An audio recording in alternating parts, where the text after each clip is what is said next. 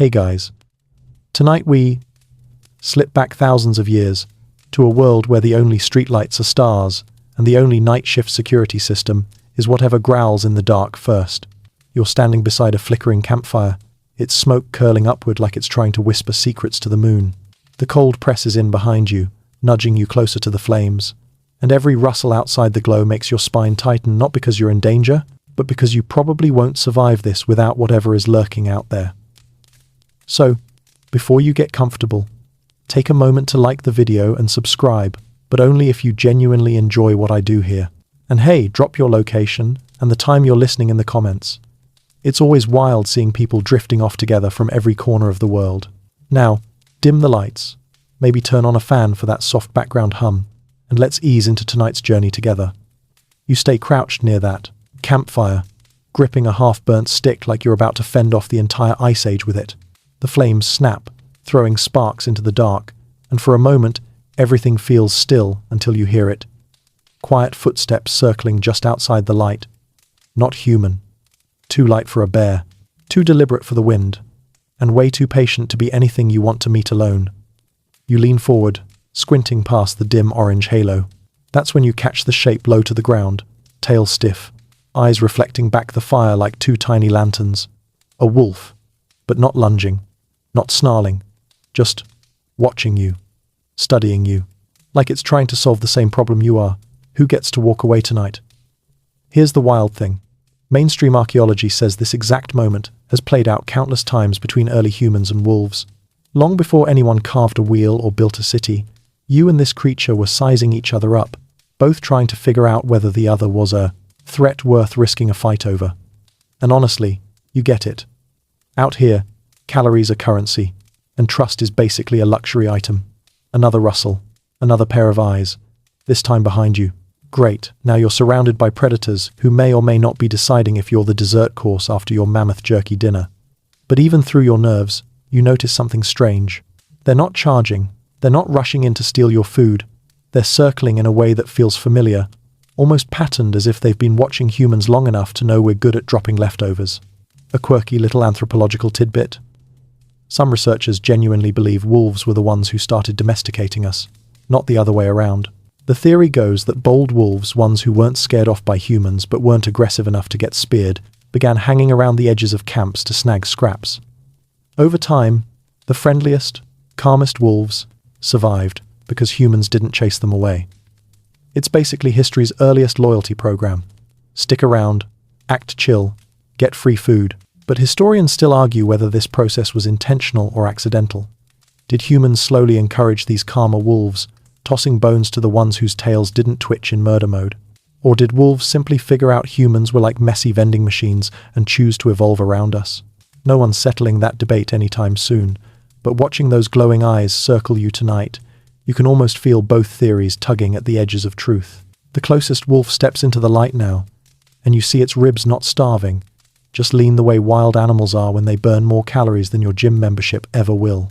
Its ears flick toward the fire's crackle, and it lowers its head, not in submission, but in that, I'm not here to start something, probably sort of way. Instinct tells you to throw a rock. But another instinct, the one that helped your ancestors survive long enough to argue about taxes one day, tells you to stay still. Observe. That's when the camp behind you shifts. Other humans, your little Ice Age squad, wake up, groggy and confused, wondering why you're staring at wolves instead of getting your precious 6 hours.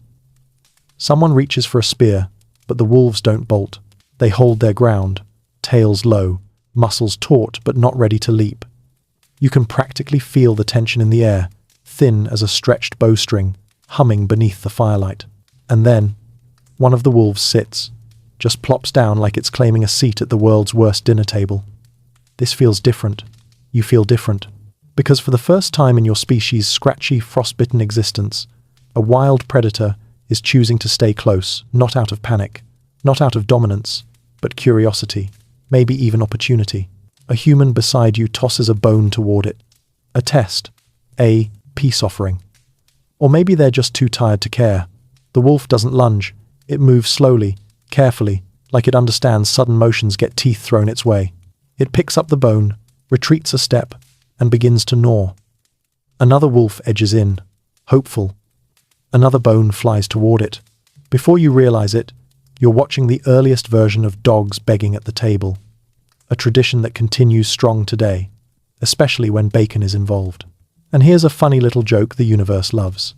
This entire bond, the one that eventually gives you adorable puppies snoring on couches, starts not with some grand contract, but with trash, literal trash. Wolves thought humans were sloppy eaters. Humans thought wolves were decent alarm systems. Boom. History. As the fire dies lower and stars brighten above you, the wolves settle down just beyond the warmth. Still cautious, still wild, but no longer strangers. You can hear their breathing, steady and soft, mixing with the crackle of embers. And without even realizing it, your shoulders relax, your eyelids droop, because despite everything, the cold, the dark, the predators, you suddenly feel safer. You don't know it yet, but tonight is the first spark of one of the closest interspecies friendships the world will ever see. A quiet step, a shared warmth, a bone tossed across the fire, tiny choices echoing across thousands of years, shaping the world you'll someday inherit. You wake the next morning with stiff joints and a hazy memory of glowing eyes circling the camp. The fire has collapsed into a bed of soft grey ash, and the air has that sharp, metallic chill that only early mornings in the Ice Age managed to pull off. You inhale, bracing yourself for another day of hunger, cold, and listening to your clan argue about whose turn it is to scrape the hide clean. But before any of that hits, you notice something strange. Those wolves from last night are still there. One stands at a distance, tail low, head tilted just slightly to the side, as if it's trying to figure out why you humans always look so tired in the morning. You shift your legs, and it flinches but doesn't run. Interesting. You toss a glance at your clanmates, wondering who else remembers the midnight standoff. Judging by their wide eyes, the answer is everyone. You stretch, and as you rise, you notice the wolves are keeping that careful distance, just far enough to bolt if anyone makes a move, but close enough to smell breakfast if you magically find some. It's an odd dance. You pretend they're not watching, they pretend they're not waiting, and nobody wants to be the first to ruin this thin moment of peace. You step away from camp to relieve yourself behind a rock, and one of the wolves follows at a safe distance, not hunting you, not stalking, just observing, as if it sees you as a puzzle worth solving. You almost laugh.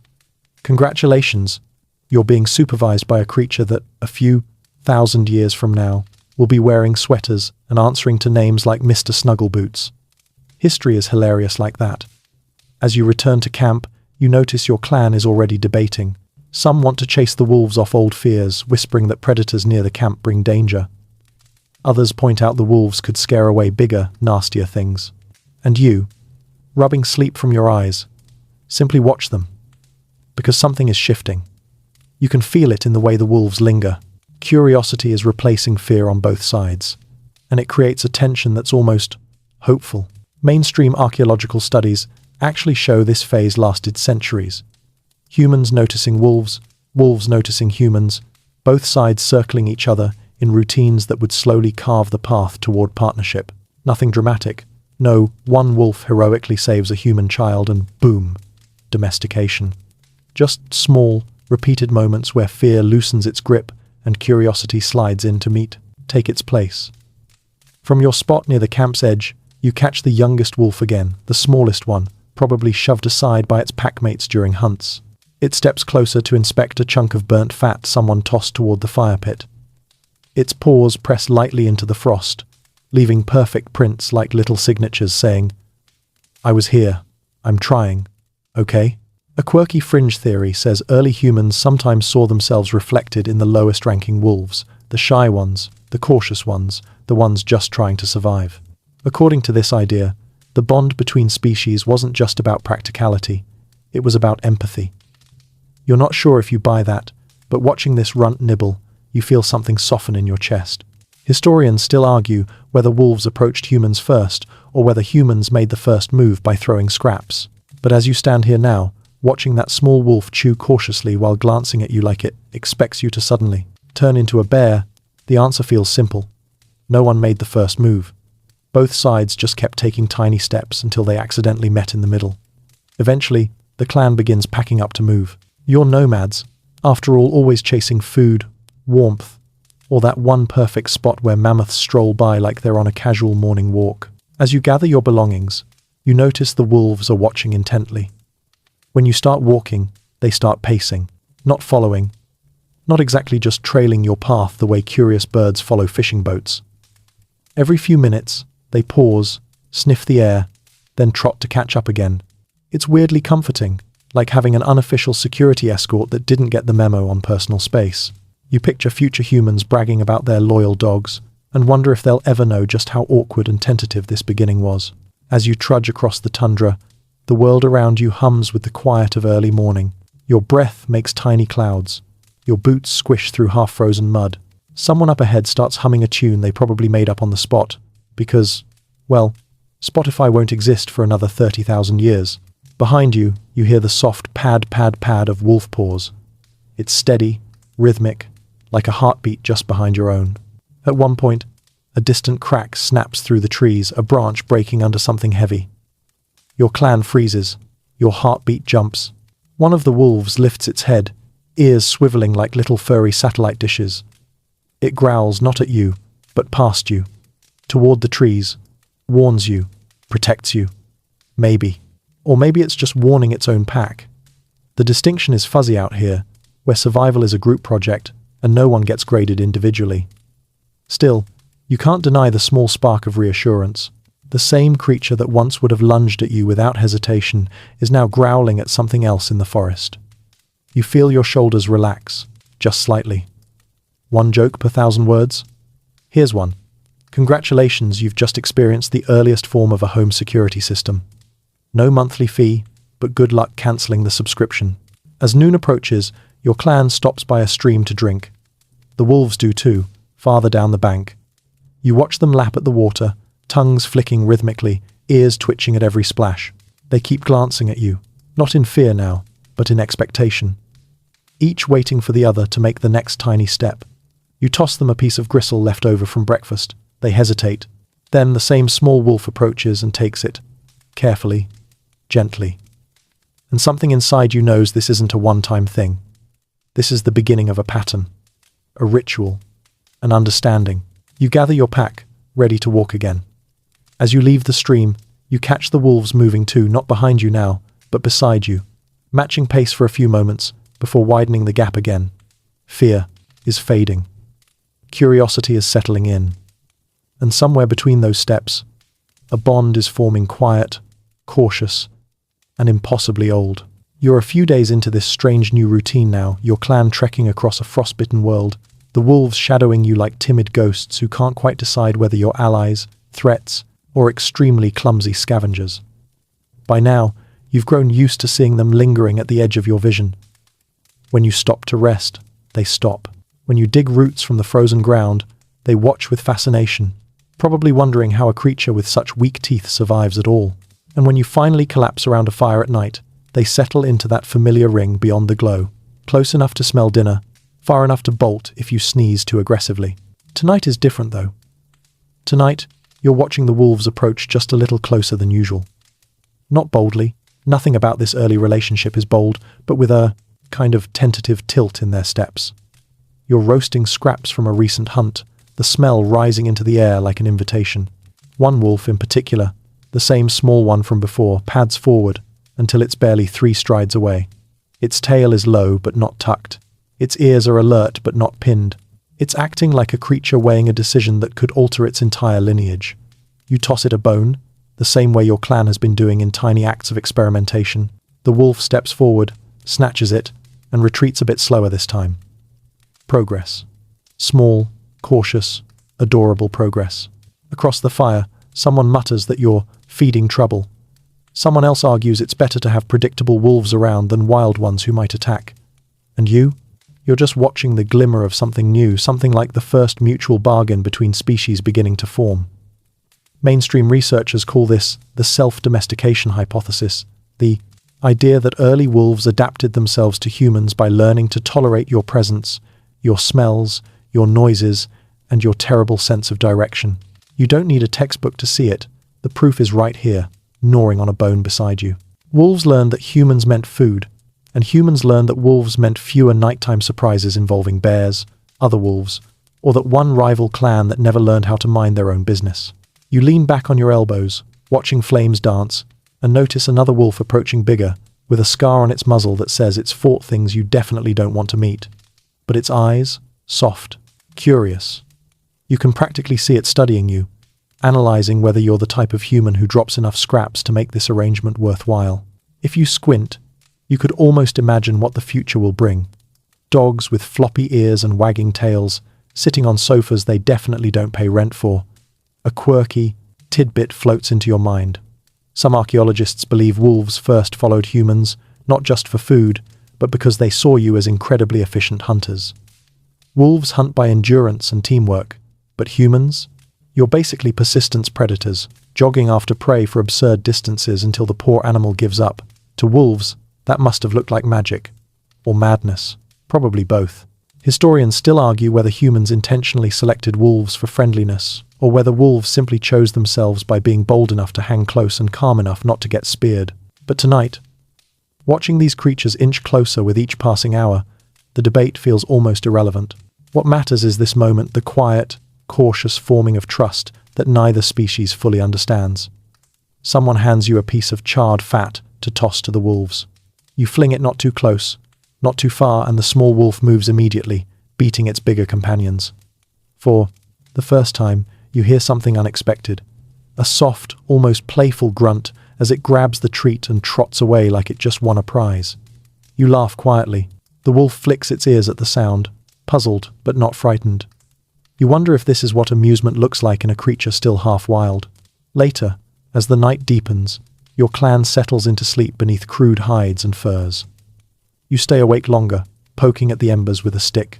The wolves rest nearby in scattered clusters, all facing outward, alert toward the darkness, ears twitching at distant howls. That's when you realize the wolves aren't watching you right now. They're watching for you. For dangers you can't see. For things too quiet for your human ears to catch. You exhale slowly, the breath turning to mist. You didn't ask for this protection, but you feel it anyway, like a thin blanket draped over the edge of the camp. Not domestication, not partnership, not yet, but the earliest glimmers of something that will eventually become loyalty, companionship, and the unconditional love future humans will write entire books and embarrassing greeting cards about. The wind shifts, carrying a scent even you can detect something musky, heavy, approaching, a predator. Before your brain can register danger, the scarred wolf lifts its head and growls low. The others rise too, forming a quiet line along the camp's perimeter. You move closer to the fire, instinctively tense, but the wolves remain still, watching the darkness with focused intensity. After a long moment, whatever creature was passing moves on. The wolves relax, slowly, gradually. It hits you. They didn't have to do that. They could have run. They could have ignored you. Yet they chose to stand their ground, chose to alert you, chose to share their instincts with beings who, honestly, can barely smell anything beyond smoke, meat, and someone forgot to bathe again. Your eyelids droop. You curl closer, to the fire. The wolves settle too, as if mirroring your movement. For a fleeting second, you imagine the wolf lying beside you, warm and soft, curled against your legs. The thought makes you smile. You have no idea yet how deeply that image will embed itself into human culture, to the point where people will someday buy beds for their dogs that are nicer than the beds their ancestors slept on. As dawn approaches, the first light spills across the ground, and you stretch groggily. The wolves stretch too, in almost perfect sync, front paws extended, shoulders dipping, jaws gaping in wide yawns. You laugh quietly at the resemblance. They glance at you with what almost looks like amusement. Today's another step toward a future neither of you can imagine. A world where danger fades, curiosity grows, and a wild predator begins to stitch itself slowly, gently, into the rhythm of human life. The first mutual bargains are being made tonight. No words, no contracts. Just shared space, shared scraps, shared watchfulness, and maybe, just maybe, a shared beginning. You wake before the rest of your clan, mostly because one of your companions rolled over in the night and used your shoulder as a pillow. You peel yourself free, mumble something that would probably translate to "bro, please," and step outside the shelter to stretch. The air is cold enough to make your eyelashes feel crunchy. You exhale, watching your breath drift upward in a slow, ghostly swirl. And there they are, your unofficial night guards. The wolves, still lounging at that comfortable but wary distance, like neighbors who don't want to admit they enjoy your company, but also never miss an opportunity to hover near your barbecue. Some lie curled in tight spirals, tails covering their noses. Others sit upright, ears swiveling at the faintest sound. You notice something subtle when you move. They track your movement, but not with fear. With familiarity. Recognition, even. That's new. One wolf, the small one, naturally stands and trots toward you with cautious steps, stopping just outside arm's reach. You squat down slowly, extending your hand like you're offering a handshake in the world's slowest job interview. The wolf just sniffs the air, decides you're uninteresting, and plops down with a soft whump. You chuckle. Congratulations. You've been accepted as not a threat, and possibly a snack dispenser. By the time the others wake up, the morning rhythm begins packing belongings, stirring embers back to life, debating which direction the hunt should go today. The wolves linger. One even approaches your campfire, nose twitching at the scent of smoked meat. You toss a scrap to the ground, and this moment, this tiny, simple gesture lands with surprising weight. Because this is the night a wolf chooses to sleep near your fire for the very first time. Not with you, not next to you, but near enough to sense warmth, listen to your breathing, and feel part of the shared circle of light instead of lurking beyond it. Mainstream. Archaeology actually supports this idea. Early wolves, attracted to warmth and easy food, gradually reduced their flight distance. That distance, how close an animal allows a human to approach before it bolts, is one of the clearest markers of domestication in progress. Tonight, you're watching the number shrink in real time, from 50 feet to 30 to 10. And now, as the sun shifts across the ground, that small wolf edges close enough that you could touch it if you wanted to lose a finger. Someone snorts awake and fumbles for a spear, startled by the wolf's proximity. The creature immediately retreats, ears flicking back in annoyance. You wave off your clanmate, telling him it's fine. He stares at you like you've completely lost your mind. Maybe you have. Maybe that's how friendship always starts, a little madness, a little trust, and the foolish hope that the thing with sharp teeth won't decide your breakfast. As the day stretches on, your clan moves, deeper into a valley scattered with boulders and tall grasses. The land feels alive under your feet, tiny rodents diving into burrows, birds calling overhead, and tracks of larger animals pressed into the soft earth. Perfect hunting territory. You crouch to examine fresh prints, deer moving fast. You signal to the others, plans form, spears ready, everyone quiets. Behind you, the wolves watch with keen interest. Their bodies angle forward, tails level, eyes focused on the same tracks. You feel a weird sense of shared purpose. You're hunters, they're hunters. You're tracking, they're tracking. The overlap is uncanny. Then something strange happens. The wolves move ahead, not lunging, not chasing, just scouting. One pads forward along the trail, nose lowered, confirming what you already suspected. Another circles wide, testing the wind. It's the first time you've seen them act like an extension of your group rather than shadows at your heels. A quirky anthropological tidbit. Some researchers compare early humans and wolves to two rival sports teams, suddenly realizing they play better when they trade players. And watching this, yeah, it fits. Your clan follows the wolves' movements carefully. When the deer finally bursts from cover, panic sparking in its hooves, everything happens fast. You gasp. Your clan hurls spears. The wolves sprint. Dust explodes into the air. The deer slips, regains footing, then bolts again.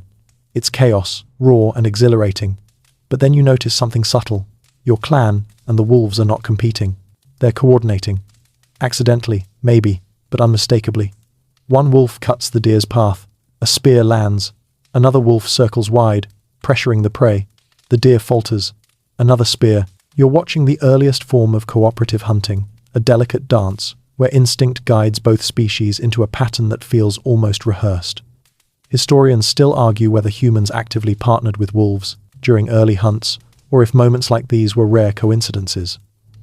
But standing here now, heart pounding, dust settling, you can't help but believe the partnership was beginning long before either species called it that. By midday, the hunt is over. Your clan drags the carcass to a sheltered clearing, and you prepare the ritual of quartering it. The wolves sit nearby, panting, tired, but thrilled in that wild way predators look when the world has gone exactly how it should. Your clan shares scraps, not much, but enough. A gesture, a thank you in the language both sides understand. Later, as the sun dips low, you return to camp and rebuild the fire. The wolves settle closer tonight, emboldened by the shared hunt. When someone drops a bone into the flames by accident, the small wolf inches forward and retrieves it before it can char. The entire clan watches, stunned. The wolf just trots off like it didn't just break every unspoken rule of personal space. As night thickens, the wolves drift into sleep beside your camp. Not within reach, not cuddling your ankles, but within the warm ring of light. For the first time, you all sleep inside the same invisible boundary. Humans and wolves sharing the same circle of safety. And as you close your eyes, you feel an uncanny sense that something monumental has shifted. A line crossed, a circle widened, a fragile peace sealed by firelight, bones, and the soft breathing of creatures who no longer see you as prey or competition, but as something else entirely. Something new. You wake at dawn, still wrapped in furs, with a stiff neck and a faint memory of wolves sleeping just beyond the firelight. When you sit up, rubbing grit from your eyes, you catch sight of them. Spread out across the frost-dusted ground, some curled tightly, others sprawled like they've claimed the place in the name of, "We helped yesterday, so we get this spot now." The small wolf, the bold one, lifts its head and blinks at you, looking just as groggy and unimpressed with mornings as any future pet dog will someday be when you try to get it out of bed. Something is different today. You feel it in your bones, in the air, in the way the wolves stretch without rushing away. The fragile line between us and them has thinned, softened, almost vanished. You're not sure whether that's a good thing or the dumbest evolutionary gamble your species has attempted, but it's happening, whether anyone signed off on it or not. Your clan eventually stirs, shaking off sleep and bickering about who snored loudest. You absolutely know who it was, and it wasn't you. Breakfast begins, small portions of dried meat and roasted marrow. The wolves watch. They're polite about it, in the way hungry predators can be polite. Sitting, waiting, pretending they're not thinking about how good that meat probably tastes. You toss a strip to the small wolf. It catches it midair, looks shocked at its own athleticism, then pretends it meant to do that. This is the moment, though you don't know it yet, when the first true partnership begins to take shape. Mainstream archaeological evidence points to a phase like this, when wolves stopped being mere scavengers and started integrating themselves into human routines. Not yet domesticated, not yet fully trusted, but present, consistent, predictable. A presence that humans learned to rely on more than they admitted. Just like that coworker who always has extra snacks and slowly becomes your favorite person on the team. As the day's tasks begin, packing belongings, checking weapons, scouting the horizon, you notice the wolves are watching closely. Not just watching you eat or move, but watching how you do things, as if they're learning the rhythms of your clan, where you go, when you rest, how you prepare for a hunt. It's eerie, in a fascinating way. You catch the scarred wolf, the big one, circling your group as you load up. It's observing, patterns your weak spots, your slowest members, your vulnerabilities. The instinct of a predator, sure, but also the beginning of understanding. It's reading your clan like a text, and in a weird twist of fate, you're reading them right back. Today's walk is long. A cold wind sweeps across the plains, carrying the scent of distant pine and melting snow. You trudge through the slush, your boots sinking with each step. The wolves trot alongside, not directly next to you, but close enough that you can hear their breathing. Every now and then, one runs ahead to scout the path. Every time it returns, you feel a little safer. You didn't assign them this role, but they've taken it anyway. And then it happens. Midday, a sudden shift in the air, a rustle in the brush, a low growl from the scarred wolf. Your instincts kick in at the exact same moment that three wolves form a loose triangle facing the trees. You freeze. Your clan freezes. You grip your spear. Something big is out. There, you can smell it now. A musky odor even your human nose can pick up. A boar barrels out from the undergrowth, fur bristling, tusks gleaming, mad as only a boar who's been startled from its nap can be. It charges straight toward your group, its tiny brain screaming destroy at anything in its path. You barely have time to yell, but the wolves move first. They break formation, two flanking wide, one charging from the side. Their timing is flawless. instinct honed from generations of hunting creatures far more dangerous than you. The boar veers, confused. Your clan leaps aside. A spear finds its mark. Another. The wolves' maneuver bought you the seconds you needed. The boar collapses. Your clan stands panting, hearts pounding.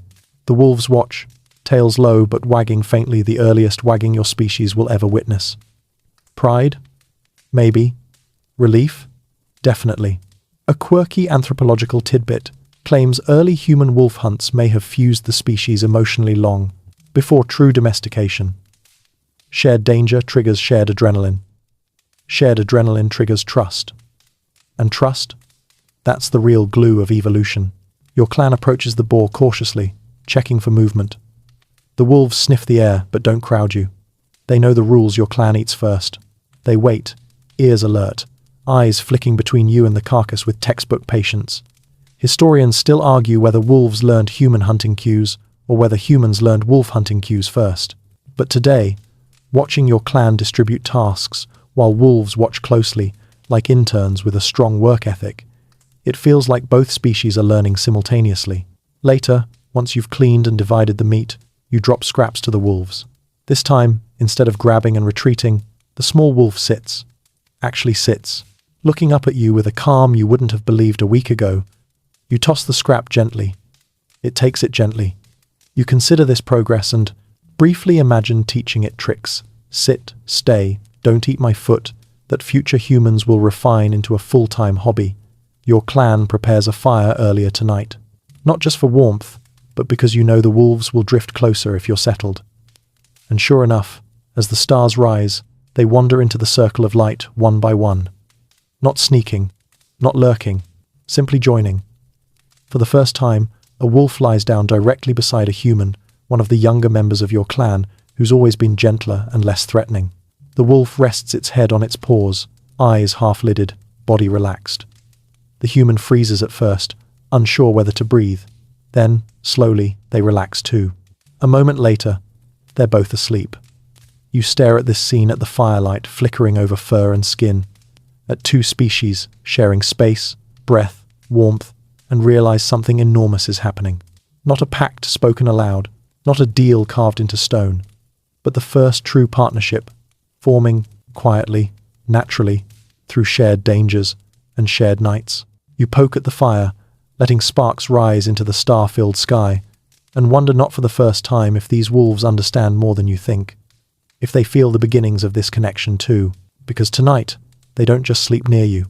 Tonight, they sleep with you, and nothing will ever be the same. By the time the next sunrise spills pale gold across the horizon, the world has transformed again, even if your sleepy brain hasn't caught up to it yet. You rise slowly, stretching the stiffness from your back, and the first thing you see is a wolf paw.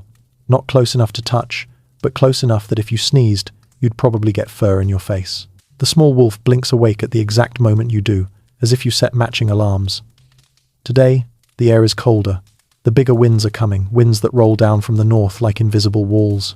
You pull your furs tighter and glance over the plains. Everything glitters with frost. The familiar crunch under your boots tells you what season you're walking into. Ice Age winter. The kind that doesn't care about your plans, your feelings, or the fact that you just want one nice, warm day to sit and do nothing. Your clan gathers slowly, sluggish from the cold. But the wolves? They're in their element. They stretch confidently, tails swaying, steam curling from their jaws. You envy them a little. They were built for this world. You, less so. You're basically a hairless mammal with anxiety and sharp sticks. The journey begins early. You trudge across the frozen earth, each breath stinging your lungs. The wolves trot beside you, light-footed and tireless. Every few minutes, one darts ahead to scout, returning with quick, purposeful movements that feel oddly reassuring. You can sense the landscape changing beneath your feet. The open plains are giving way to harsher terrain, frozen rivers, cracked ice sheets, the kind of environment where sound travels farther than warmth. And you need all the help you can get. Mainstream archaeology notes that during the coldest stretches of the last ice age, early humans who had wolf-like companions gained an advantage: better tracking, shared warmth, and enhanced protection. Watching the wolves now, ears perked, noses twitching, You can practically feel those advantages materializing around you like invisible armor. Your clan moves carefully. Every sound seems louder in the cold, echoing across the frost. A distant crack, maybe ice shifting, maybe something heavier is enough to make you tighten your grip on your spear. The wolves sense it too. The scarred wolf lifts its head, nostrils flaring. Suddenly, there's a shift in the pack's behavior. They move closer, not in fear, but in readiness. And this is when you really see it, how early dogs help track prey across vast, frozen distances. You stumble over a ridge of icy earth, and the wolves instantly react. One follows a faint scent, another traces fresh tracks in a swirling pattern. The third pauses to listen, head tilted, reading the air the way you read firelight. It's strange, almost humbling, realizing how much more they understand this landscape than you do. You're trying not to slip on ice. They're interpreting information written on the wind. A quirky historical tidbit says wolves have a sense of smell so sharp they can detect a single human fingerprint weeks after it's left. You doubt that matters much right now, but knowing it makes you appreciate the way these creatures inhale deeply, scanning the world in ways your species never will. The small wolf suddenly bounds forward, tail stiff, body tense. You hurry after it, stumbling over frozen clumps of grass. Your clan catches up. You crouch beside the prints the wolf has found faint, but fresh, large, heavy. Probably a reindeer or elk, the kind of prey your group desperately needs before the deeper cold settles. This is where the partnership shifts again from passive coexistence to active collaboration. The wolves fan out. Your clan falls into a loose formation behind them, and you move together, strange allies crossing a silent, frozen world. The chase begins hours later. The reindeer startled from its grazing bounds through ice-crusted bushes with terrifying speed. Your clan sprints after it, lungs burning, feet slipping. But the wolves? They glide over the ice like they're made of wind and muscle. They flank the prey, cutting off escape routes, herding it without touching it. This is the earliest form of cooperative hunting, something historians still argue about endlessly. Did wolves intentionally help humans, or just chase the same prey and happen to create opportunities? Watching it unfold now, it feels like both. The wolves don't look back at you for instructions. They don't wait for signals. They simply understand the flow of the chase, and you understand theirs. Spears fly. The reindeer stumbles. Wolves circle. And finally it falls. Your clan cheers breathlessly, joy and relief spilling out in laugh-like groans. You made it. You'll have meat to survive the coming cold. The wolves stand back, panting clouds of white vapor, tails wagging slightly, as if satisfied with the outcome. They keep their distance, waiting respectfully for you to finish the ritual of dividing the meat. And tonight, as you return to camp with your hard-earned prize, the wolves settle much closer. Even the scarred one, usually so aloof, lies within the fire's glow. The small wolf curls up near your feet, stealing warmth without asking. You don't mind. In fact, you're grateful. One member of your clan nudges you and whispers, "We should give them names." You laugh softly. The idea seems silly. Naming wild animals? But then you look at the small wolf, the bold one, the curious one, and feel the first tiny spark of the thought, maybe this creature isn't just wolf anymore. Maybe it's your wolf, a companion, a partner, something new. You fall asleep, listening to the wind howl through the icy plains, and also to the softer howls of your new companions, echoing back. Their voices rise and fall like ancient music, blending with the crackle of the fire and the long, slow exhale of winter settling across the land. And tonight, as you drift into sleep, you feel safer than you ever have before, because you're no longer walking into the Ice Age alone. You wake up the next morning to the sound of crunching snow, steady, rhythmic, unmistakable. For a split second you tense, thinking some massive predator has wandered into camp. But when you sit up, blinking sleep from your eyes, you realize it's just the wolves stretching and shaking off the night. The small wolf does a full-body shimmy, sending a spray of frost into the air like it's performing the earliest version of a morning dance routine. You smirk. Somehow, you've developed a soft spot for this creature, even though it would absolutely eat your leftovers without remorse. Your clan slowly rises, yawning and groaning. The fire from last night is still smouldering, a faint glow beneath the grey ash. You stir it to life, adding twigs until the flames return with a gentle crackle. The wolves watch you, heads tilted, eyes half-lidded from sleep. Something is shifting, subtle but profound. They're not just near your camp anymore, they're integrated into its rhythm. As you warm your hands by the fire, you think about how different these wolves are from the ones you used to flee from only months earlier. These wolves hesitate less, they linger longer, they hold eye contact, they read your movements with an attentiveness that borders on human. And you realize, the friendliest wolves are the ones who keep surviving around humans. Mainstream archaeology actually supports this. Early wolves, who were calmer, less fearful, and less aggressive, had a huge advantage. They got closer to humans, got more food, and passed their chill wolf genes to their pups. Over generations, these traits compounded, shaping the earliest proto-dogs. Today, you get to witness that process firsthand. As your clan begins to prepare for the day's travel, the wolves sit nearby, observing. But when the small wolf stays extra close enough that you could touch its fur if you didn't value your fingers, that's when something unusual catches your eye. A pair of yellowish-brown pups peek out from behind a boulder. Your breath catches. They're tiny, only a few weeks old maybe. Their fur is thick but soft-looking, their eyes too round, too bright. They wobble awkwardly toward the small wolf, who nudges them into place with gentle snout taps. You smile involuntarily. This is new. This is big. Until now, the wolves kept their families separate from your group, showing you their pups. That's an evolutionary trust exercise on the highest difficulty setting. It means they feel safe enough near you to risk exposing their most vulnerable members. One of your clanmates whispers, Maybe we should try to raise one? You nearly choke. Raise a wolf pup? Inside a human camp? That sounds like a fast-track ticket to, why is my leg missing? But the idea burrows into your mind. You watch the pups tumble over each other clumsily, and you feel something soften deep in your chest.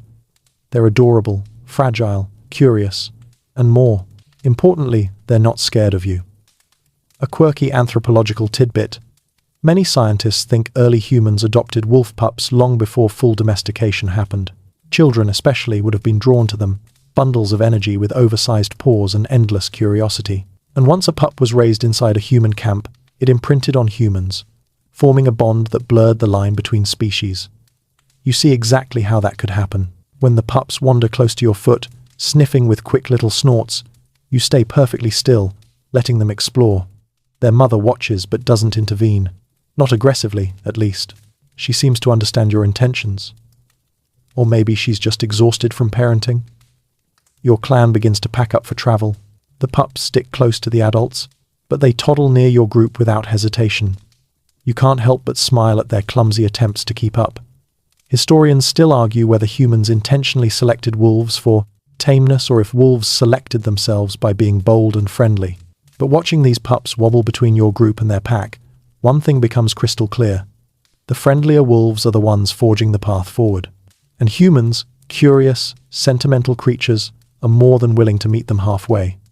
By mid-morning, as the sun climbs and melts a thin layer of frost, your clan begins their journey. The wolves follow, but today the pups tag along too, panting excitedly in the cold air. Every now and then one tumbles face first into the snow, pops back up, and scampers to catch up. Your clan can't stop glancing back at them. It's impossible not to. Even the most stoic member cracks a smile when one pup sneezes so hard it falls over backward. The small wolf, the mother, stays close to the pups, casting quick glances at you and your clan every few minutes. Not anxious, not suspicious, just aware. You're part of her pup's world now, whether either species fully understands it. Around noon, your group pauses by a frozen stream. The pups approach the water curiously. One sticks a paw in, yelps at the cold, then looks personally betrayed by physics. You laugh out loud. A few clan members laugh too. The wolves flick their ears at the sound, bewildered by your amusement but not startled. Your clan shares food, a handful of dried berries, a few slivers of cooked meat, and without thinking, one clanmate tosses a piece toward the pups. You gasp, but the small wolf doesn't react with anger. She lets the pup approach, lets it take the food, lets it eat near humans. This is the moment right here, by a half-frozen stream, when you see the first threads of domestication tightening. Calm wolves approach humans more. Humans reward the calm wolves. Their pups inherit this calmness, and the bond deepens with each shared meal. As evening approaches and your clan sets up camp again, the pups curl up near the edge of your shelters, too tired to keep up their usual stumbling chaos. Their mother lies beside them, but her gaze keeps drifting to you. Not threatening, not fearful. Something else. Something almost resembling trust. You settle by the fire, rubbing your hands together for warmth. The small wolf edges closer with her pups, slipping into the ring of warmth as though she finally understands. This fire is not just for humans, it's for the emerging partnership between species. You toss her a bone. She takes it gently. A few moments later, you feel something soft press against your foot. You look down. One of the pups has chosen you as its pillow. Your heart does something embarrassing and warm. Tonight, under the sweeping sky, with wolves and humans sharing space, food, warmth, and comfort, the truth settles in. The friendliest wolves aren't just surviving, they're becoming something else. Something new. Something that will one day sleep at the foot of every human bed and be called family. By the time your plan reaches the next settlement, a loose ring of hide shelters, stacked stones, and smoke trails rising into the crisp afternoon sky, you've grown so used to the wolves' presence that you almost forget the shock it's about to cause. Because while your little traveling group has grown accustomed to waking up beside paws and fur and tiny pups who think your ankles are chew toys, the people in this village have not. The moment they spot wolves trailing behind you, still close, still calm, still acting like unofficial members of the squad, the settlement erupts in panicked shouts. Spears lift. Children are dragged into huts. Someone bangs two rocks together like that's going to scare away a creature that eats animals with horns. You raise both hands quickly. Wait, they're not attacking. Which, coming from someone with frost-burned eyebrows and hair that hasn't been washed since last spring, is not the most convincing argument. The wolves freeze ears back, tails low, bodies angled toward escape. And your heart squeezes because you feel responsible for them, these once wild shadows now seeking your firelight more than their fear. You step forward deliberately, placing yourself between your clan, the village, and the wolves. They helped us hunt, you say firmly. They warned us of danger. They're calm. The small wolf edges closer, just enough that you feel her presence at your hip, like a silent plea. Don't let them chase us away. The pups peek out from behind her legs, round-eyed and confused. And that's what does it. Everyone in the village melts just a little. Because puppies cross every cultural boundary in human history. You show a person a tiny thing with big eyes and clumsy paws, and instincts overrule logic. A few villagers lower their spears, a few more step closer, leaning in cautiously to see the pups wobble and sniff at the snow. And one brave child, no more than 5 winters old, reaches out a tiny, mitten-wrapped hand. A soft gasp rises from the crowd as the smallest pup waddles forward, sniffs the hand, and gently licks it. You could swear the entire village exhales at once. A quirky anthropological tidbit. Archaeologists have found ancient trash pits near early settlements filled with dog bones. Not wolves, but early proto-dogs, with signs they lived close to humans, ate what humans ate, and died in ways suggesting they were companions, not pests. Some were even buried intentionally. Not ceremonially like humans, but respectfully. Today, you're seeing that early shift in real time. Once the initial panic fades, curiosity takes its place. The villagers circle carefully, observing the wolves' behavior. One elder crouches and studies their posture, muttering something about how these wolves move differently, less tense, more attuned, almost synchronized with human presence. Historians still argue whether early settlements encouraged wolves to hang around by leaving waste piles outside, or whether wolves simply discovered that living near humans offered reliable food. But today, watching the wolves sniff discarded scraps near the edge of the village, you see how natural, how inevitable that pattern might have been. Trash heaps are basically buffets in a world without diners. As evening settles, your clan begins sharing stories of your winters on the road. Someone describes the wolves flanking the hunting party. Someone else describes how they helped scare off a charging boar. Another explains how the pups sleep pressed against your legs for warmth. A few villagers laugh, incredulous. Wolves helping humans? That sounds like a story you tell when you've inhaled too much smoke. But then, they watch the wolves settle at the edge of the firelight, calm, relaxed, eyes drooping, and they begin to understand. Your clan helps repair shelters and gather wood in exchange for a portion of the settlement's food stores. And everywhere you go, the wolves follow, slipping between the huts, investigating the environment with a mix of curiosity and caution. One villager complains that the wolves are sniffing his drying fish. Another mutters that they're scaring off scavenger birds. The elder notes that this is actually useful. The village has been struggling with pests lately. You raise an eyebrow. Useful is how partnerships begin. Over the next few days, something remarkable happens. Slowly, almost imperceptibly, the wolves begin taking on roles within the settlement. When a group of children wander too close to the forest line, the scarred wolf lets out a warning bark that sends them scurrying back. When a fat rodent slips through a storage tent, the small wolf pounces with surgical precision, earning cheers from the gathered villagers. When night falls and strange sounds echo from the woods, the wolves stand guard, bodies angled outward, forming a perimeter. You realize, with a strange warmth in your chest, that the wolves are no longer just following you. They're integrating into the rhythm of the settlement the same way they integrated into your clan on the road. A woman with sharp eyes and a sharper tongue approaches you one evening. "These wolves," she says, nodding toward the pack, "they behave like they belong here." You shrug. "Maybe they do." She huffs thoughtfully, then adds, "We should give them space near the trash heap, and if they chase off the pests, they can stay." A deal, ancient and simple. You watch the wolves that night as you sit by the fire. The pups roll around near the huts, nipping at each other's tails.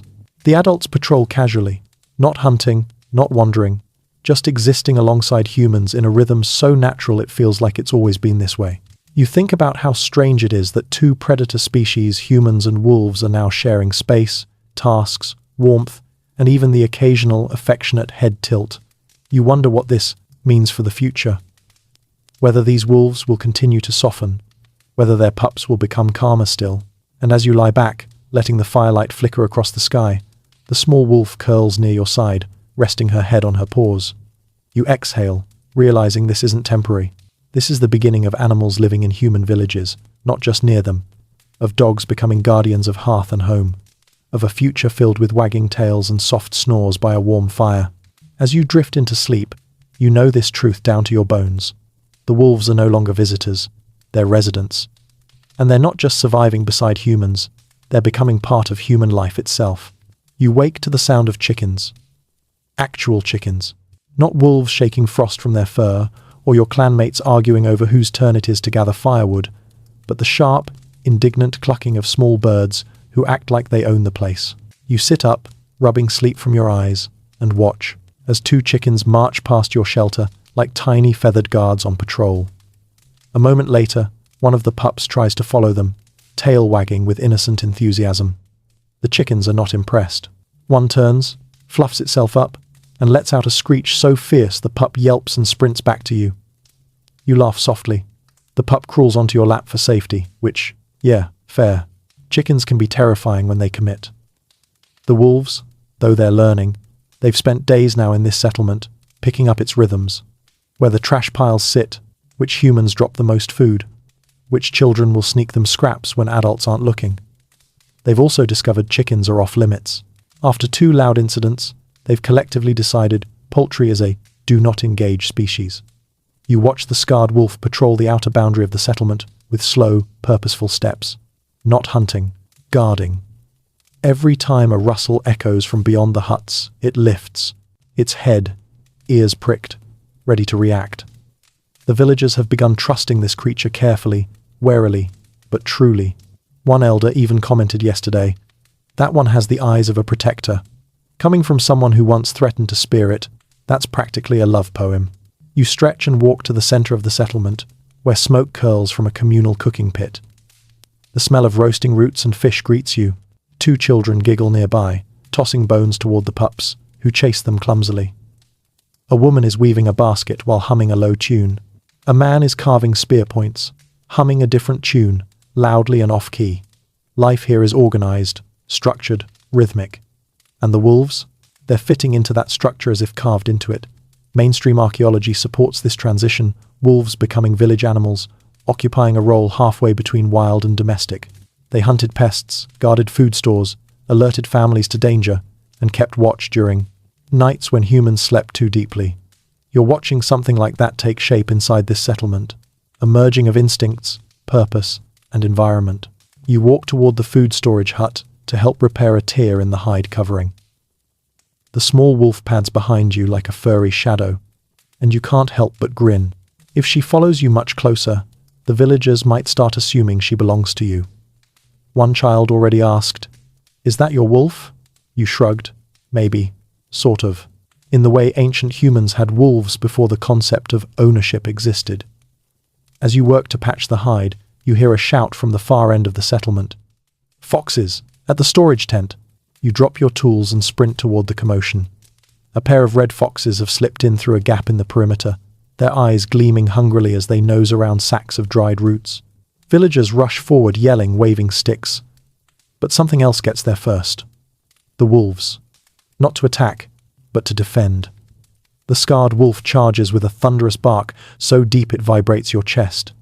The foxes freeze, stunned by the sudden ferocity, then bolt toward the forest, tails tucked. The wolves pursue just enough to drive them out, then return to the settlement boundary, standing tall and alert. The villagers stare. Then someone exclaims, "They saved our food!" Another adds, "They're guarding us."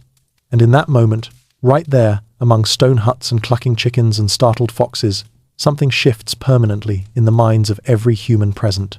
The wolves aren't threats. They're guardians. They're protectors of hearth and herd. You feel warmth swell in your chest, a mix of gratitude and awe. Moments like this are what forge long-term bonds between species. A quirky anthropological tidbit tells us early dogs were often buried near storage pits or gates, suggesting their role as guardians was highly valued. You can almost imagine the future. Dogs sleeping, at the thresholds of homes, standing watch over flocks, curling beside children at night. Later in the afternoon, you help a group repair fence posts weakened by the wind. As you work, the pups tumble around your feet, chewing on wooden scraps and tripping over their own legs. The villagers laugh every time one rolls over in a clumsy heap. People begin asking questions. How do we keep the wolves close?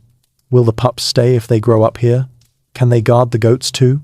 These are the early seeds of domestication curiosity turning into intention. Historians still argue whether humans actively chose traits like friendliness or if wolves simply evolved alongside you through self-selection. But here, today, as villagers discuss how to encourage the wolves to remain near the settlement, you see the first glimmers of selective partnership.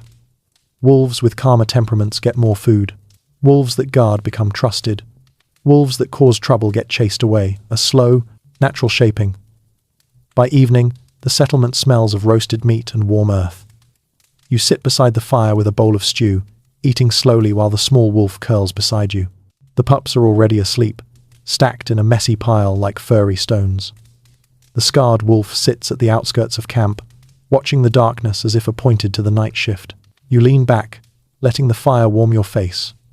You never expected to see wolves become village animals, creatures that not only coexist with humans, but help maintain the rhythm of daily life. Yet here they are, woven into the fabric of settlement life, as naturally as woven baskets or stone tools. The night grows deeper, the fire pops, an owl calls from a distant tree, and the wolves keep watch. They guard the livestock you've gathered. They scare off pests. They protect the children. They rest near your fires. They sleep in your light, not your shadow. And as you lie down, the small wolf presses closer, not touching, but close, enough that you feel the warmth radiating from her fur. Wolves are no longer just helpers on the hunt. They're guardians of hearth and herd, and they are slowly, silently, becoming something even more remarkable.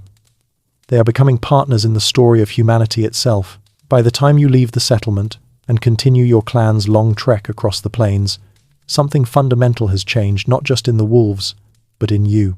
You've grown accustomed to the steady padding of paws beside your steps, to the soft huffs of warm breath in the cold air, to the way the pups zigzag between your legs like chaos incarnate. When you look behind you and don't see them, you feel a flicker of worry, the same kind you'd feel if a clanmate wandered too far.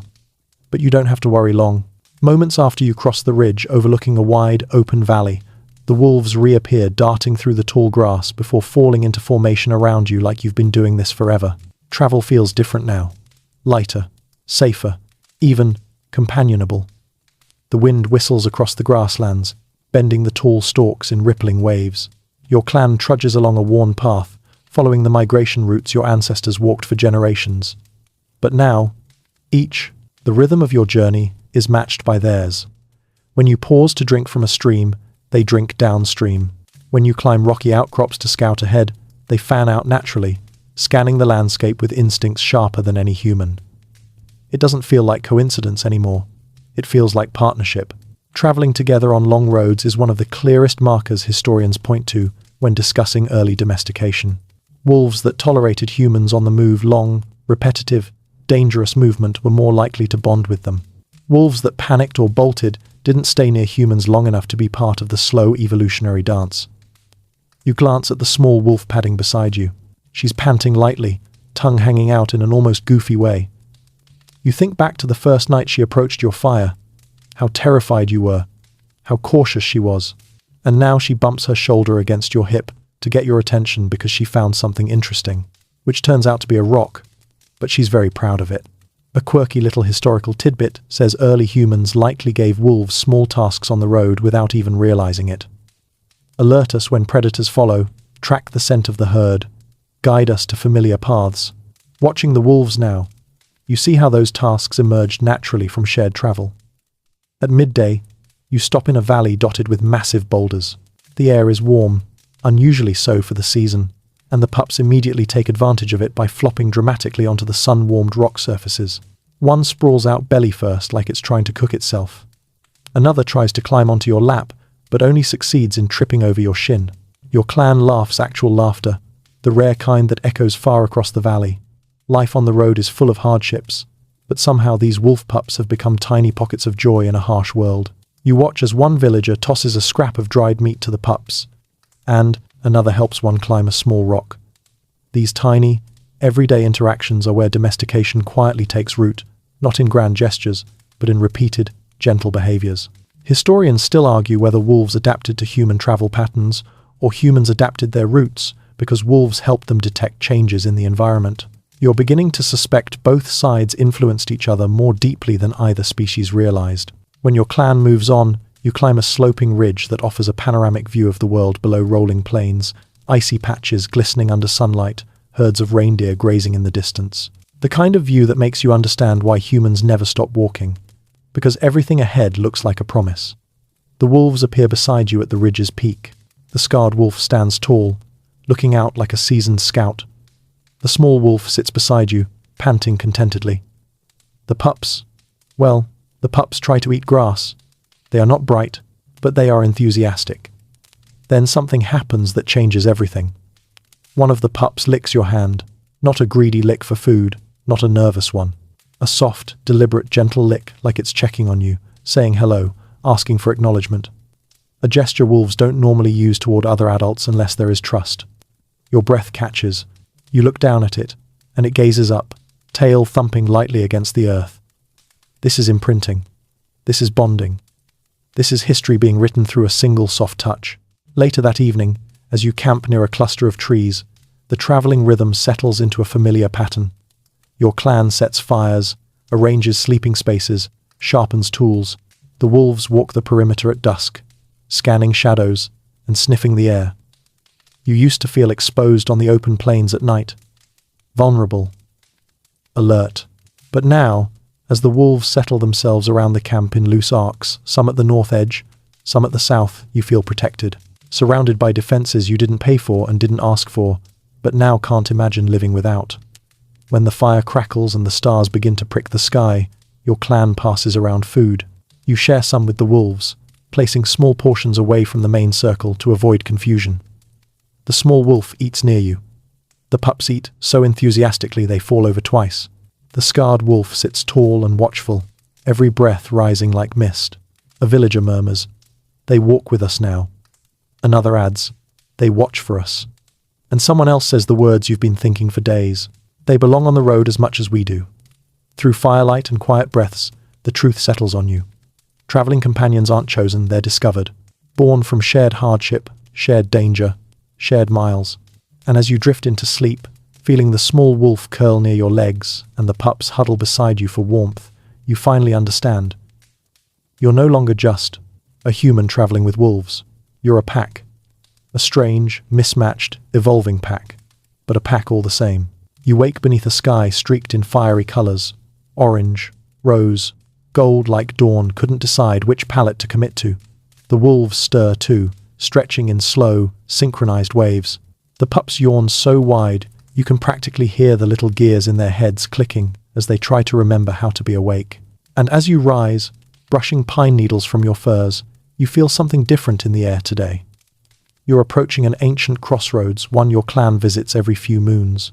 A place marked not by stones or carved symbols, but by stories. Travelers gather here.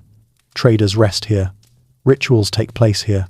And most importantly, this is where you'll encounter cultures far beyond your own people, who see wolves not just as hunters or allies, but as symbols, guides, guardians, even messengers of the gods. As your group descends into the clearing, smoke spirals upward from multiple hearths. Clay pots simmer with herbs. Painted hides flap in the wind. Foreign faces glance toward you, curious and cautious, but what really grabs everyone's attention isn't your clan, it's the wolves trotting beside you. The reaction is immediate. A ripple through the camp, murmurs rising, gestures traded. Some people step back, others step forward with awe. A few drop to one knee in reverence. One older woman presses her palm to her chest and whispers something you can't quite hear, her eyes fixed on the scarred wolf as though she's just seen a divine messenger. You blink. What? Then you remember. Wolves have been woven into spiritual meaning across dozens of cultures, even in this early age. They're seen as guides between worlds, creatures who walk both the living land and the shadow realm. Some clans believe wolves carry the spirits of ancestors. Others see them as companions to the sun or moon. A quirky tidbit. Later, cultures from Egypt to Greece to ancient China will carve wolves into mythologies so deep they survive thousands of years. But the roots are here. In moments like this, a man approaches, face painted with pale clay lines. He gestures toward the scarred wolf and speaks softly. Shadow Walker. You glance at the wolf. It glances at you. You both seem equally confused. Your clan explains that the wolves travel with you, hunt with you, warn you of danger. Not pets, not possessions. Something more balanced, more mutual. The travelers listen intently, eyes widening with each detail. To them, this partnership is more mystical than practical. Wolves choose their own kin, one woman murmurs reverently. The spirits must favor you. You shrug awkwardly. Sure, spirits. Or maybe your clan is just weirdly generous with leftovers. The travelers invite you to join their morning ritual. A circle near a tall totem made from twisted wood and polished bone. The wolves follow you, padding calmly into the sacred space. To your surprise, no one flinches. Many even smile. As the ritual begins, you inhale smoke from burning herbs. The scent is earthy, sharp, calming. A chant starts a slow hum that vibrates in your bones. The wolves sit among you, unbothered, as though they've attended 1,000 rituals before this one. The pups curl beneath your legs, comfortable and safe among strangers. Halfway through, an elder steps forward with a carved bowl. Inside is a mixture of fat, berries, and herbs. He kneels, holding it toward the scarred wolf. Your breath catches. Will it snap? Growl? Retreat? The wolf sniffs, slowly, respectfully, then licks once. Gasps ripple through the ritual circle. To these people, that's not just acceptance, it's a blessing. Historians still argue whether ancient spiritual beliefs influenced the domestication of dogs, or if domestication influenced spiritual beliefs. But right now, the answer feels obvious.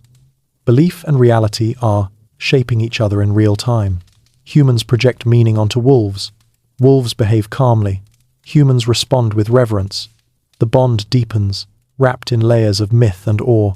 Later, as the sun climbs and the trading begins, you wander the camp, watching people interact with the wolves. A child offers one a stick. The wolf sniffs it, unimpressed. The child laughs and fetches another. The pups, however, are delighted. They chase the stick like it's the most important object in the universe. The adults watch this with wonder. One trader leans toward you. Do they understand your words? You shake your head. Not words, but they understand us? He nods thoughtfully. Understanding is better than obedience. You file that away. He might be onto something. As you explore a small tent filled with carved bone figurines, you notice several shaped like wolves. Long snouts, pointed ears, tails curled to the side. One figurine has a tiny human figure beside it, the two facing the same direction. Companions, not adversaries. You run your fingers over the carving, feeling the grooves and smoothness. Later still, you meet a group of travelers from a region you've never heard of. They tell stories of wolves guiding lost hunters home, of wolves dragging injured people out of snowdrifts, of wolves appearing in dreams as protectors or warnings. Some stories are real, some are embellishments. Some are absolutely wild, like one tale involving a wolf teaching a child to howl fluently. You politely choose not to question that, but this cultural fascination reveals something important. Humans don't just coexist with wolves, they imagine with them. They build stories around them. They attribute meaning, symbolism, magic. A quirky fringe theory says humans and wolves influenced each other psychologically long before genetic domestication. That sharing landscapes and dangers created mirrored mythologies across tribes. Watching the ritual paint still fresh on some faces here, you believe it. As evening falls, the trading winds down. Fires crackle. Stories rise into the night air. The wolves lie among your clan as if they've always belonged here. Strangers gently toss scraps to them, not out of pity, but out of respect. The scarred wolf receives a necklace of polished beads from a grateful elder. You're pretty sure the wolf thinks it's an unusually decorative chew toy, but the gesture is beautiful. Before sleep, you sit at the edge of the clearing, gazing at the vast starscape. The small wolf curls beside you, head resting on your thigh. The pups pile by your legs. The ritual drum beats echo faintly across the valley. For the first time, you realize wolves aren't just practical companions. They're becoming part of human culture. Symbols, guides, legends. They're stepping into our stories and we're stepping into theirs. Night settles thick and velvety over the crossroads camp. Fires burn low, painting the clearing in warm, amber shadows. People drift off in clusters, some humming old songs, others whispering about the wolves who joined the ritual earlier. You lie back on a woven mat, listening to the soft crackle of embers and the distant rustle of the wind stroking the tall grasses. The small wolf curls against your side, the pups snuggled into a warm, twitching pile at your feet. Their tiny paws kick every few seconds like they're chasing dream rabbits. This moment, this quiet, this warmth, feels worlds away from the first night you ever saw wolves circling your fire. But the peace doesn't last forever. Just after midnight, a sharp cry cuts through the air. Human, startled, urgent. You sit up instantly. The wolves do too, ears pricking, bodies tense, eyes wide and alert. The scarred wolf is already on its feet, moving like a shadow through the clearing. You jump up, heart thudding, and follow the sound. At the far end of camp, a tent has partially collapsed. A trader lies trapped under a heavy pole, his leg pinned awkwardly. His family frantically tries to lift it, but the angle is terrible, and panic makes them clumsy. You rush in to help, but the wolves get there first. The scarred wolf circles the tent, barking sharply, not in aggression, but warning other wolves to keep back and humans to make space. The small wolf pads close and begins digging around the collapsed pole, clearing away debris with rapid, purposeful motions. It hits you in a rush. They aren't panicking. They understand the situation. With combined effort from humans and wolves, the pole is freed enough for you to shove it upward. The trapped trader is dragged out, wincing but alive. His leg is bruised but not broken. He murmurs thank you through gritted teeth. But he doesn't look at you when he says it. He looks at the wolves. The scarred one sits calmly nearby, chest rising and falling, eyes scanning the darkness. The small wolf presses her nose gently to the trader's hand. The pups hover behind, her curious but respectful. The man's expression softens, wonder replacing fear, and something subtle, irrevocable, shifts in the hearts of the humans watching. These wolves didn't just warn of danger. They reacted to it, helped with it, worked alongside you.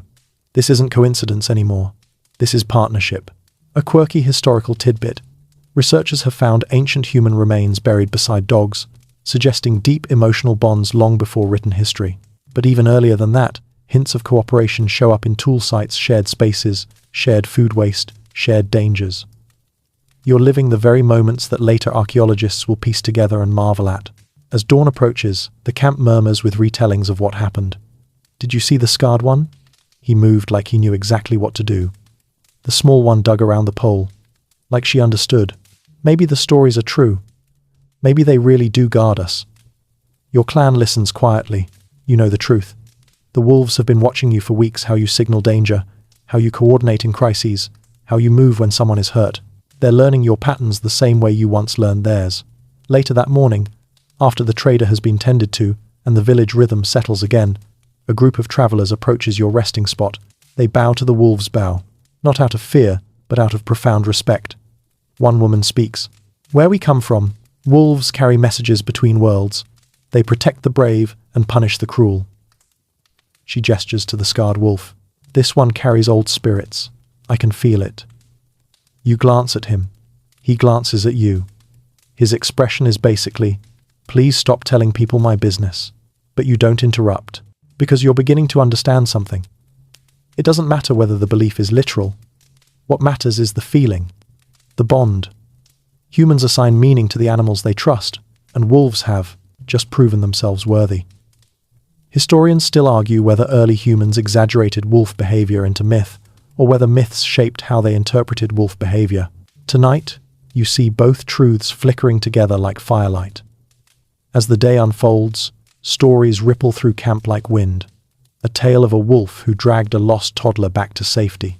A tale of a wolf pack who guided travelers away from thin ice. Another of a lone wolf howling before an avalanche, saving dozens. You're not sure how many are true. Maybe none. Maybe all. But you see the effect. People's fear of wolves is transforming into reverence. And then something unexpected happens. A young boy approaches you, clutching something in his small hands. He kneels before the small wolf and opens his palms. Inside lies a carved wooden token, a wolf head etched with careful strokes. It's for her, he whispers. For helping. The small wolf leans forward, sniffing. Then, incredibly, she takes the token, gently between her teeth. The boy beams. His parents stare in awe. You feel a tug in your chest, a soft one, a human one. Your clan packs to leave by midday, your journey long and unfinished. Trade goods exchanged, stories shared, warnings heard. As you begin the long road south, the wolves fall in step behind you, blending seamlessly between your group and the travelers waving farewell. You carry new knowledge with you now, knowledge far deeper than hunting tricks or survival patterns. Dogs, proto-dogs, wolves becoming something else aren't just assistants. They're heroes in hidden histories. Quiet saviors, silent watchers, creatures who rush into danger without hesitation. And long before humans carve gods in stone or write myths on clay tablets, wolves will already be shaping the earliest stories of rescue, loyalty, sacrifice, and courage. Tonight, as you settle under a wide sky far from the crossroads, you fall asleep to the soft breath of resting wolves and the knowledge that the bond forming between your species isn't just practical. It's emotional, it's spiritual, it's heroic, and it will echo for tens of thousands of years. You wake before sunrise to a world steeped in silence, the kind of silence that feels ancient, heavy, almost expectant. The wolves wake with you, shaking frost from their coats, their breath rising in pale ribbons. The pups blink sleepily, then immediately begin wrestling in a tangle of flailing paws and squeaks, because of course they do. Subtlety is not in their vocabulary yet. Your clan breaks camp quickly. Today you're traveling through a region known for conflict, rugged hills dotted with thorny shrubs, tight ravines, and shadowed passes where rival groups sometimes clash over hunting territory. You've never liked this stretch of the journey. The land itself feels tense. The wolves feel it too. The scarred wolf moves ahead, posture stiff, ears swiveling like he's trying to track every heartbeat in a 20-mile radius. The small wolf keeps the pups close, her tail curved protectively around their feet whenever they stray too far. There's no playful energy this morning, no stick chasing, no puppy tumbles, just quiet alertness. Hours later, when the path narrows along a cliffside, the scarred wolf freezes. His fur bristles. A low growl rumbles from his chest. You halt instantly, spear raised. Your clan spreads out, hearts pound. The wolves form a tight line across the path, an unmistakable warning. And then you see it. A man steps from behind a boulder, lean, hard-eyed, clutching a weapon not meant for hunting. He's not alone. More shadows slip into view behind him. 6, maybe 7. Bandits. You swallow hard. These aren't starving wanderers. These are raiders. People who take what they want because they can, because they outnumber those they attack, because cruelty is easier than cooperation. One raises his voice, sharp and commanding. Drop your packs. Your clan shifts uneasily. You're outmatched, outpositioned, outarmed, but not alone. The scarred wolf steps forward, lips pulling back in a silent snarl. The small wolf flanks him, teeth bared. The pups stay behind your legs, trembling but obedient. The raiders laugh at first, until the wolves advance another step, until the scarred wolf gives the kind of growl that vibrates in your bones, until the raiders realize these aren't wild wolves driven by hunger. These are wolves defending their pack. You hear one raider mutter, "They aren't afraid." Another whispers, "They're trained." You want to correct him, not trained, partnered, but you hold your tongue. The standoff stretches like a taut rope. Then, without warning, one raider lunges forward, perhaps thinking he can scare you into compliance. He guessed wrong. The scarred wolf launches with terrifying precision, not to kill, but to shock. He clamps onto the man's arm, jerking him off balance. The man screams and drops his weapon. Chaos erupts. Your clan reacts instantly. Someone grabs a stone, another raises a spear. The small wolf tackles another raider's leg. Two bandits flee on instinct, not bravery. One tries to grab a pup, big mistake. The small wolf whirls with a speed that makes your breath catch and snaps her teeth an inch from his hand, driving him back so fast he slips on loose gravel. Historians still debate whether ancient dogs participated directly in human conflicts or simply provided warning. Watching this scene, you feel confident they did both. Wolves' proto-dogs weren't just companions, they were warriors, messengers, guards, and shields long before written history remembered their names. The remaining raiders scatter, not because your clan is stronger, but because you aren't fighting alone. When the dust settles, the scarred wolf stands in front of your group, chest heaving, eyes blazing. The small wolf stands beside him, body angled protectively over the pups. Your clan stares in stunned silence. It takes a moment before anyone breathes out. Then someone whispers, voice trembling with awe, "They saved us." A quirky anthropological tidbit. Early nomadic groups sometimes kept dogs specifically for conflict-related roles, warning of ambushes, intimidating rivals, or acting as living alarms during night watches. Archaeologists have found dog remains near ancient battlefields, buried with weapons and ornaments, not pets, partners. You're starting to understand why. Later, after hours of cautious travel, you reach a sheltered ravine where a narrow stream flows like a silver ribbon. Everyone collapses near the water's edge, exhausted. The wolves drink quietly, pacing around the perimeter as your clan regains composure. You sit on a smooth rock, hands shaking slightly from adrenaline. The scarred wolf approaches. For a moment, you expect him to pass by. Instead, he sits beside you. Close enough that your elbows touch. Close enough that you feel the heat radiating from his body. You swallow, overwhelmed. You've earned his trust, but today, he earned something far rarer from you. Reverence. You place your hand, gently on his back. His muscles tense just for a second, then relax. He leans ever so slightly into your touch. The small wolf watches, tail wagging softly, proud of her companion. As evening approaches, you help the pups clean small scratches from their scuffle. They wiggle, trying to play despite their fatigue. You laugh quietly, the tension easing from your chest. One pup noses the scarred wolf's face. He closes his eyes and licks its head, the hardness melting for just a moment. This beast, who stood unflinching against armed humans, is now gently grooming a pup the size of a rabbit, a symbol of ferocity and tenderness. A warrior and a caretaker, a perfect embodiment of the evolving bond between your two species. Historians still argue whether early dogs were used in war or simply adapted to its dangers. But watching the scarred wolf stand guard at the ravine's entrance, as your clan rests tired but alive, you understand the truth. Dogs didn't become warriors because humans trained them. Dogs became warriors because loyalty trained them. Night falls. Wolves and humans settle together beneath the ravine's shadowed walls. You feel the scarred wolf lie beside you, closer than ever before. His breathing is slow, steady, grounding. You close your eyes, knowing that if danger comes again, you won't face it alone. Because tonight and for countless nights to come, your protectors are not just humans holding spears, but wolves with ancient instincts sharpened into something new: devotion. The next morning dawns pale and cold, the kind of grey light that makes everything look a little ghostly, a little half-formed. You wake slowly, feeling the familiar weight of a pup sprawled across your ankles and the warm presence of the small wolf curled protectively nearby. The scarred wolf is already awake, standing at the ravine's entrance like a stone statue carved from muscle and instinct. You rise, stretch, and let the chill bite your cheeks. Today's path curves toward low, rolling land farmland, though humans haven't quite invented that word yet. Herds graze here, families settle here, people begin shaping the world in ways subtle but revolutionary. Clearing brush, digging storage pits, gathering seeds they'll plant again. Little by little, this landscape is shifting from wilderness to something more intentional. And the wolves notice. As your clan treks across the emerging farmlands, you see signs of early settlement everywhere. Stones piled to mark territory, woven barriers around storage pits, paths worn by repeated human footsteps.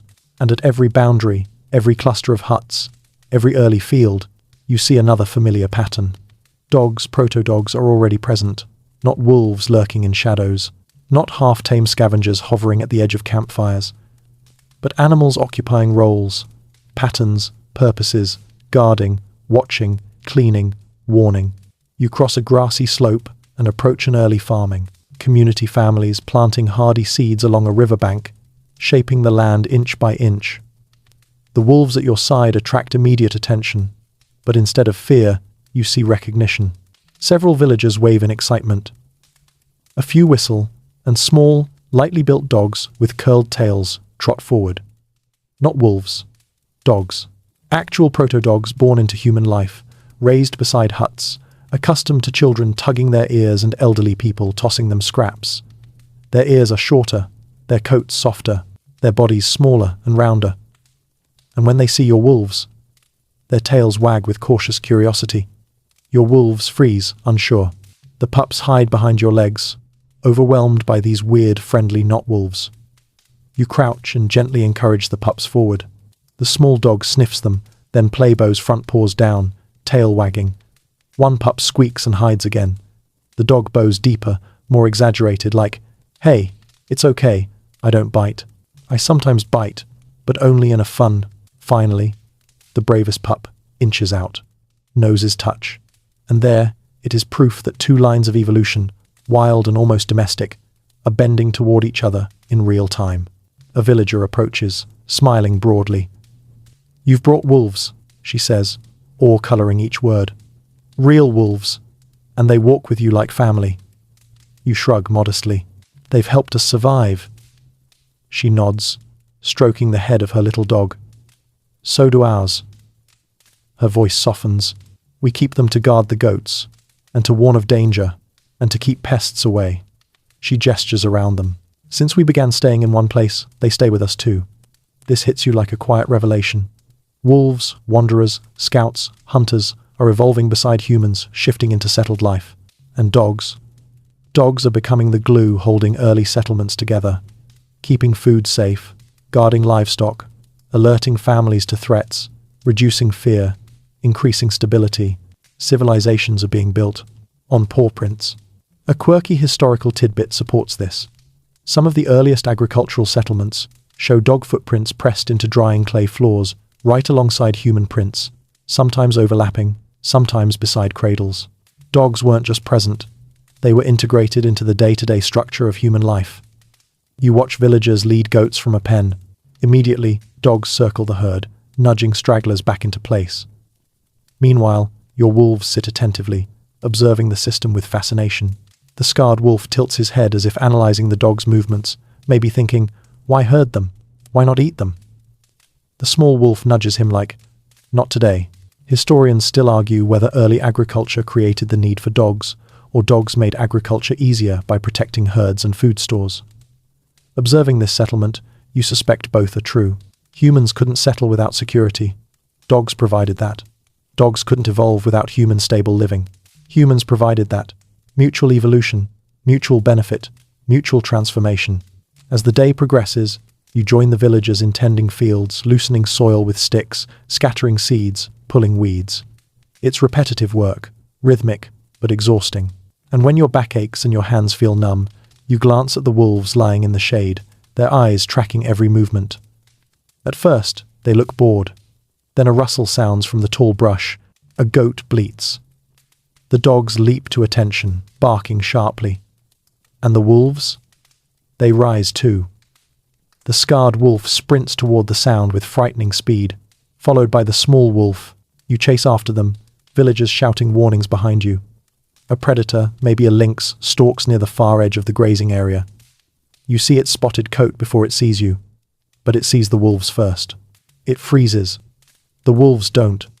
They snarl, lunging forward with a confidence born from weeks of protecting your clan. The lynx retreats. Immediately, tail low, ears flat, defeated without a fight. When the wolves return to the village edge, the children cheer. Adults murmur thanks.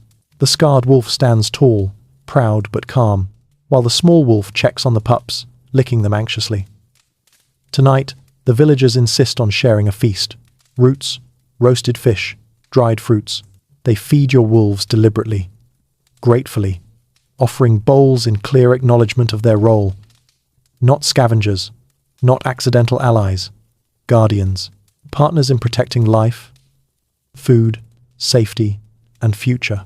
As you sit by the communal fire, the pups asleep on your lap, the scarred wolf sprawled behind you like a furry moat, and the small wolf curled beside a young villager who keeps stroking her ears, you finally feel the scale of what's happening. These wolves aren't just traveling companions anymore. They're shaping the very foundations of early human societies. The presence of wolves, soon dogs, allows settlements to exist, allows herds to grow, allows food to be stored, allows people to sleep without fear every night. And one day, centuries from now, humans will build entire cities on these foundations. Written languages, roads, trade, empires. None of it would be possible without the silent guardians curled beside you now. Civilizations aren't built on stone alone. They're built on trust, on companionship, on the footprints of wolves who dared to walk beside humans. You leave the early farmlands behind, following a trail that winds toward rising wooden walls and the distant hum of a growing settlement. Not a cluster of huts this time, an actual town. Or at least the closest thing your era has to one. Smoke rises in steady columns. People move through narrow lanes. Tanned hides hang from beams. The scent of cooked grain drifts through the air, foreign and strangely comforting. You've heard of places like this. A growing web of trade and labor, a crossroads for hunters, farmers, craftsmen, travelers. Nothing prepares you for seeing it alive with movement. And nothing prepares them for seeing you stroll in with wolves at your heels like it's no big deal. The moment you enter the town's outskirts, muddy lanes lined with scrapwood fences, the reaction is immediate. A pair of goats shriek and bolt behind a cart. A woman drops her basket of onions. Children freeze mid-play, eyes widening. One man actually tries to climb a wall, fails miserably, and slides back down like a sack of flour. Your wolves stand still, heads tilted, clearly confused. The pups meanwhile prance around like they're showing off their new city outfits. You raise your hands to calm everyone. They're friendly. You gesture at the pups wrestling over a stick. Mostly. People peer from behind doors, barrels, fences, anything remotely protective. Slowly, a few step forward. They're not terrified, just unfamiliar. And with unfamiliarity comes a very specific human facial expression. What is happening, and why is it happening near me? After a few tense breaths, the wolves do something that changes everything. They sit, all at once, like a coordinated performance. Your clan pauses. The townsfolk pause. You swear even the goats pause. Then a boy walks forward, probably emboldened by the wolves' calm posture, and offers one of the pups a bit of stale bread. The pup sniffs it, decides bread is disgusting, and sneezes it right back onto the boy's foot. The boy bursts into delighted laughter. Just like that, the tension breaks. This town, like many forming in this era, teeters between wilderness and civilization. It has livestock, traders, storage pits, small gardens, and unfortunately, plenty of problems. Rodents sneak into grain stores. Stray animals eat crops. Thieves prowl after sunset. Your wolves step into this ecosystem, like puzzle pieces waiting for a place to fit. You notice it immediately. So do the townsfolk. As you walk deeper into the town, people begin to whisper. Those wolves, they move like dogs. They stay close to the humans. They listen. They guard. But not everyone is impressed. A grumpy man, grey hair, squinty eyes, permanent scowl steps into your path. He jabs a finger toward the scarred wolf. That thing will cause trouble, he he declares. The scarred wolf stares at him expressionlessly. If wolves had eyebrows, he'd be raising one. You open your mouth to argue, but fate intervenes first. Because at that exact moment, a rat the size of your hand darts from beneath a grain cart. The small wolf lunges. Fast, precise, clean, one snap, problem removed. The entire street goes silent. Then the grey-haired man blinks, clears his throat, and mutters, "Well, maybe one or two wouldn't hurt." You try not to smile too broadly. A quirky historical tidbit. Early medieval towns across Europe later relied heavily on semi-feral dogs to control pests, protect food stores, and signal danger. Researchers have found canid bones in waste pits and alleys, evidence of dogs living alongside humans in tight, bustling environments. What you're seeing here is the dawn of that exact pattern. As the day unfolds, your wolves slip naturally into the busy streets. The scarred wolf patrols the edges of the settlement, keeping a wary eye on strangers and stray animals. The pups charm half the town, wobbling after children who squeal with delight. The small wolf discovers a butcher and refuses to leave the doorway until tossed a scrap. You see dogs here, two true proto-dogs, scruffy, resilient, shaped by humans and city living. They trot confidently down alleys, snatching crumbs, weaving between carts. One approaches your wolves cautiously.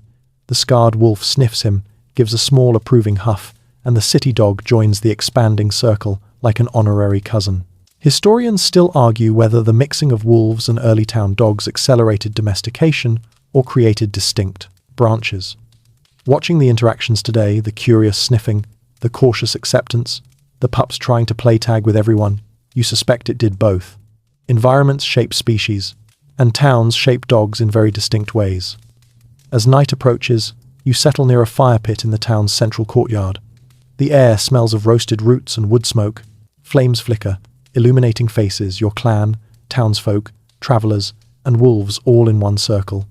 The sight makes your heart swell in a way you weren't expecting. People begin sharing stories.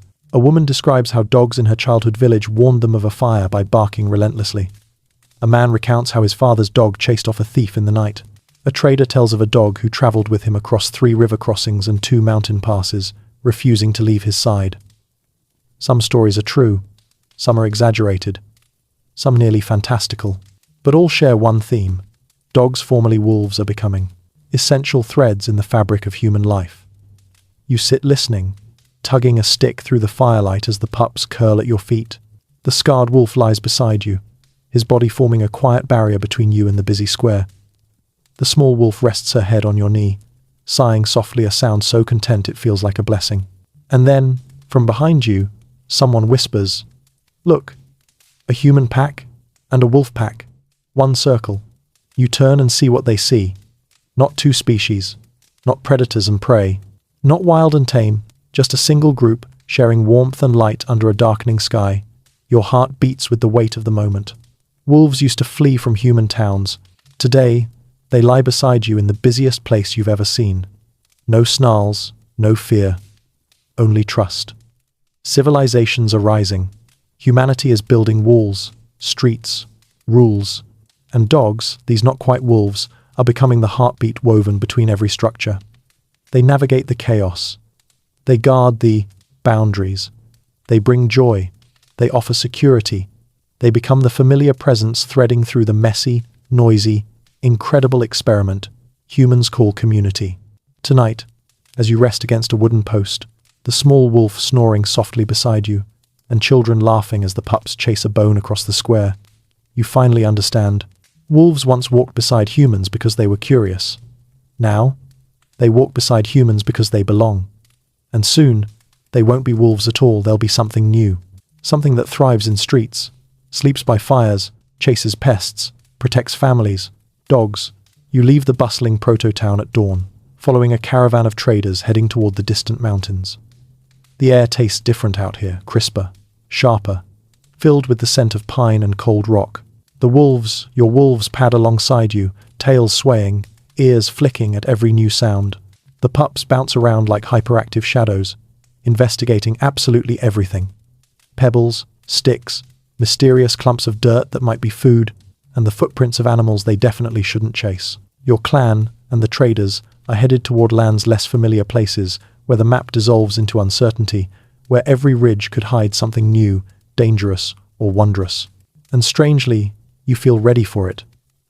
Maybe because you're not just walking into the unknown, you're walking in with a pack. By midday, the path climbs steeply into towering cliffs. Wind whistles through the narrow pass, echoing faintly like distant voices. You pause, adjusting your pack, and watch as the wolves navigate the rough terrain with effortless grace, leaping over rocks you struggle to climb. Even the pups, though clumsier, manage to scramble up beside you. The traders notice. One of them, a broad-shouldered man with a braided beard, laughs. "Your animals climb better than goats." "They aren't mine," you answer. He smirks. "Could have fooled me." This region is full of explorers, hunters, people searching for resources or scouting routes across mountains and forests. They rely on instincts, courage, and luck. But as you're quickly learning, explorers rely on something else too: guides. And that's what early dogs, wolves becoming dogs, evolved into. Guides across dangerous landscapes, trackers of unseen hazards, sentinels of changing weather. Companions who could, quite literally, nose their way to survival. Mainstream archaeological evidence supports it. Dogs appear at ancient migration sites, camps far from home, mountain passes, river crossings. They didn't just stay in villages, they helped humans reach new ones. As you climb deeper into the highlands, the wolves demonstrate exactly why. A sharp bark echoes from ahead. The scarred wolf is stiff, tail raised. You hurry forward and freeze. Fresh prints, massive ones pressed into the soft dirt. A large predator, maybe a bear, maybe something worse. The traders gather quickly. No panic, but tension crackles in the air. Someone whispers, "If the wolves hadn't seen that?" You follow the prints, careful and quiet. The wolves lead the way, not in a reckless charge, but in a controlled, calculated scan of the landscape. They move like they're reading the world in a language you barely understand. A quirky historical tidbit. Explorers in Siberia and across the polar regions, thousands of years later, trusted their dogs more than their own senses. If the dogs refused to move forward, humans stopped. That instinct, that sixth sense, begins right here, in these rocky passes. Hours later, you find a clearing where another group of travelers has set up camp. Their fire smokes weakly, and a man stands guard, clutching a long spear. When he sees your wolves, he tenses, but when he sees how they behave, calm and controlled, he relaxes. "We lost one of our hunters yesterday," the man explains after greetings are exchanged. "Chased something into the trees. Never returned." You scan the timberline. The wolves do too. The scarred wolf growls low, sniffing the ground. The small wolf paces near you, uneasy. Something feels off. Your clan volunteers to help search. The group agrees.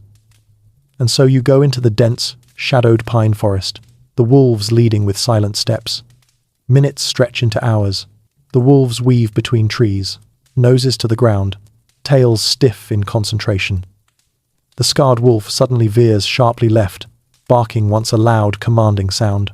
You run after him and find the missing hunter, injured but alive, leg trapped beneath a fallen branch. His face is pale, his breath shallow, but he's conscious.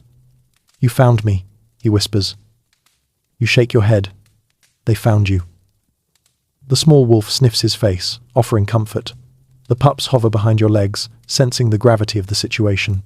Your clan frees the man, lifts him, carries him back through the forest. The wolves trot alongside, keeping close watch. That night, around a massive fire shared between two traveling groups, people speak in hushed, reverent tones. They guided you to him. They tracked him that far. They protected him. Historians still argue whether early dogs served as search and rescue partners. But watching the scarred wolf lie near the injured man's sleeping mat, eyes half closed, but alert, you feel confident they did. As the journey continues, the terrain becomes harsher. Frozen streams, rocky ravines, sudden storms. On one snow-bright morning, the sky clouds over without warning.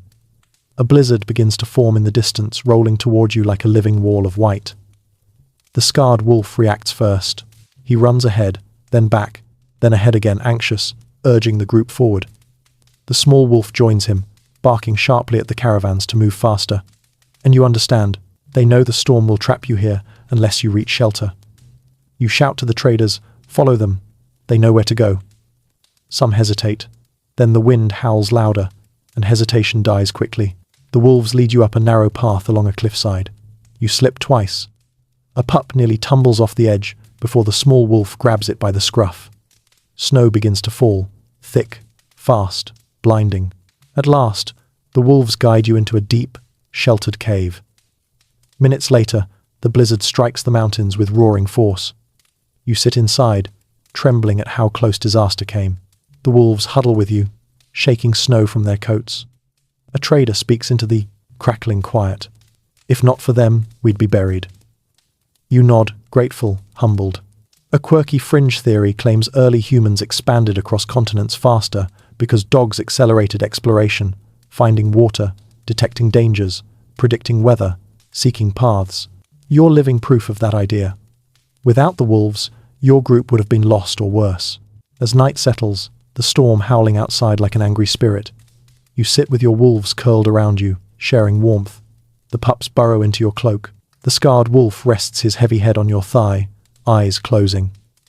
You stroke his fur gently, feeling the living heartbeat of a species walking beside yours into the unknown. Dogs didn't just help humans explore the world, they made exploration possible. Without them, half the settlements you've seen wouldn't exist, half the journeys wouldn't succeed, half the dangers wouldn't be detected in time. Dogs born from wolves, shaped by shared roads, became the compass that pointed humanity into new worlds. And tonight, sheltered in a cave carved by time and storm, you realize something profound. You haven't just been traveling together, you've been surviving together, evolving together, becoming something new, together. When the storm finally dies, it leaves behind a world transformed snow draped across the mountains, like thick white blankets, ice glittering on branches, the sky washed clean and painfully blue. You step out of the cave with stiff legs and a grateful heart. The wolves trot beside you, shaking out their coats in puffs of snow, tails high with the victory of having kept the entire caravan alive. The traders look at them differently now. Not as curiosities, not as half-wild animals tagging along, but as lifesavers. You see it in their eyes. Respect, gratitude, and a dawning realization that wolves, these wolves, are becoming something far more valuable than anyone understood before. Your group continues down the mountain path, navigating the snow-laden slopes with caution. The wolves lead the way, creating trails through the drifts, turning back to check on you whenever the footing grows slick. The pups hop through snow like furry meteors, sometimes disappearing entirely into deep patches, popping up with startled squeaks that send waves of laughter through both clans. Eventually, as the days stretch on and the mountains give way to rolling fields again, signs of something new appear in the distance: chimneys, plumes of dark smoke, rows of long wooden houses, workshops with tools hanging outside, and noise, constant, metallic, rhythmic noise. A growing settlement of the early industrial age, though your era doesn't have that name. But humanity is shifting into something bigger, faster, more structured. People gather in large communities now. They specialize in trades, leatherworking, smelting, weaving, carpentry. Roads form, markets form, rules form, and every time, humans create something new. Dogs adapt right alongside them. As you approach the town, the wolves stand a little taller, alert but not afraid. They've met city noise before.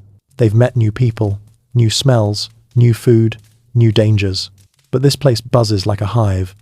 Carts rattling, children shouting, metal striking metal, flocks of domesticated birds bobbing across packed earth. And through it all, dogs. Dozens of them. Short-haired mongrels trotting confidently down alleys. Long-eared hounds lounging near butchers' stalls. Big, thick-coated guardians dozing beside warehouses. Small pups tied to posts, chewing wood with the intensity of geniuses in training. And everywhere, you hear barking alert calls, greetings, warnings, arguments, all weaving into the daily music of the town. Your wolves stiffen, not in hostility, just surprise. It's like walking into a family reunion they didn't know they were invited to. The scarred wolf sniffs the air, cautious. The small wolf stays close at your side, her pups tucked behind your legs. City dogs give your group a once-over, tails wagging or standing still depending on personality. One bold terrier strides right up to your scarred wolf and sniffs him with an attitude best described as "State your business, stranger." The scarred wolf responds with a low grumble. Not aggressive, just dignified. The terrier steps back with newfound respect. You can't help but chuckle. Your group settles into the town square, where a giant communal oven glows with heat. Bakers shape dough into flat loaves. A potter spins clay. A blacksmith pounds glowing metal into shape. And children, lots of them, wander in packs, each with at least one dog following close behind. When they see your wolves, the children freeze, then explode with excitement. Look at their coats. That one has gold eyes. The little ones are so fluffy. Can I pet it? You laugh nervously. No petting. Not yet. The pups, however, have other ideas. They trot right up to a group of children and flop onto their backs with paws in the air. Absolute betrayal. The small wolf rushes in to supervise, sniffing every child sternly, but she doesn't pull the pups away. She seems to understand children are harmless, loud, sticky, but harmless. Adults gather next. Some are wary, some delighted, some deeply curious. A leather worker examines the small wolf and mutters, "Soft coat, strong build, perfect for cold seasons." A hunter nods thoughtfully, sharp eyes, learns fast. "My cousin trained one to track thieves." A baker laughs as a pup tries to eat a lump of dough. "Careful, little one, that's not baked yet." You watch all this with a strange warmth spreading in your chest. This is different from earlier settlements, different from mobile clans or small farming circles. This is a town, a place with rules, systems, industries, where every animal must have a role to earn its keep. And dogs? They thrive here. They guard warehouses. They chase pests from granaries. They accompany night watchmen. They carry small loads in packs. They guide blind elders. They alert workers to strangers. They comfort children.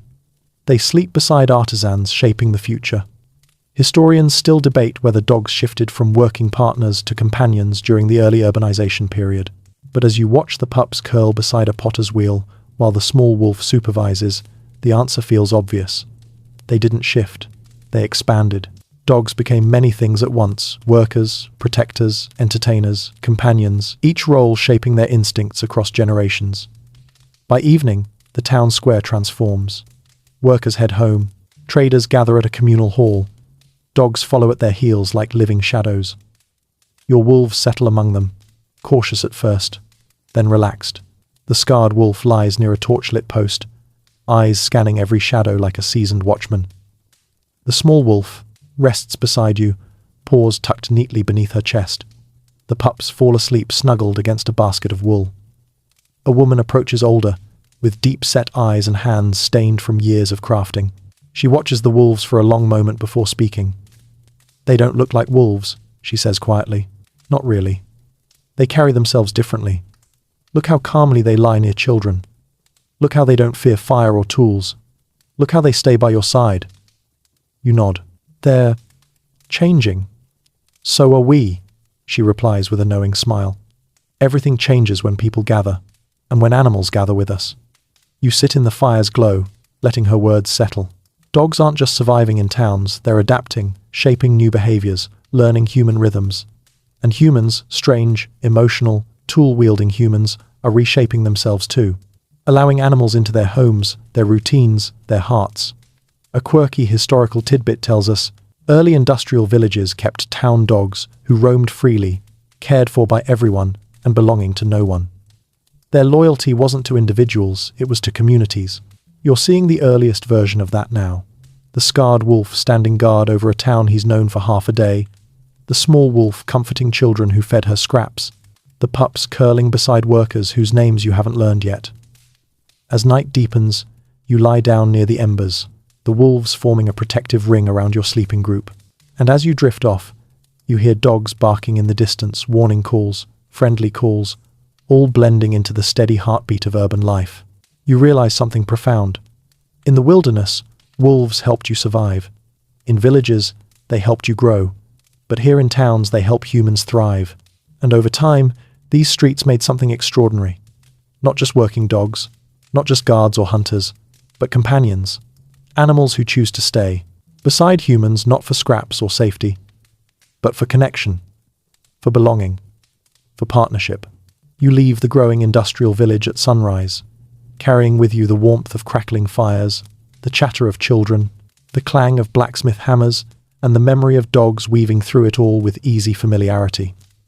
Now, as your group travels into quieter territory once more, something else begins to stir, a different kind of curiosity. Not about survival, or hunting, or traveling, or guarding, but about why this bond works. Because humans are changing fast, forming farms, towns, early trade hubs, and dogs are changing right beside them. Something deeper is happening now. Something invisible, instinctive, chemical. And while the people of your era don't use words like hormones, or oxytocin, or cognition, they feel it. You feel it. Every time a pup curls in your lap, every time the scarred wolf lies beside you without fear, every time the small wolf gazes into your eyes, and you feel something warm and wordless pass between you. You are about to learn through instinct and experience what future scientists will spend decades decoding. The rhythm of travel eases as the plains stretch wide and golden before you. Your wolves trot alongside, relaxed, their guard lowered, but their senses sharp. The pups have grown bigger now, gangly, awkward teens with two big paws and boundless curiosity. They nip at each other, race through tall grass, tumble in ways that defy physics. You watch them with a smile. You can't help it. Something about dogs in every era tugs at the soft corners of the human heart.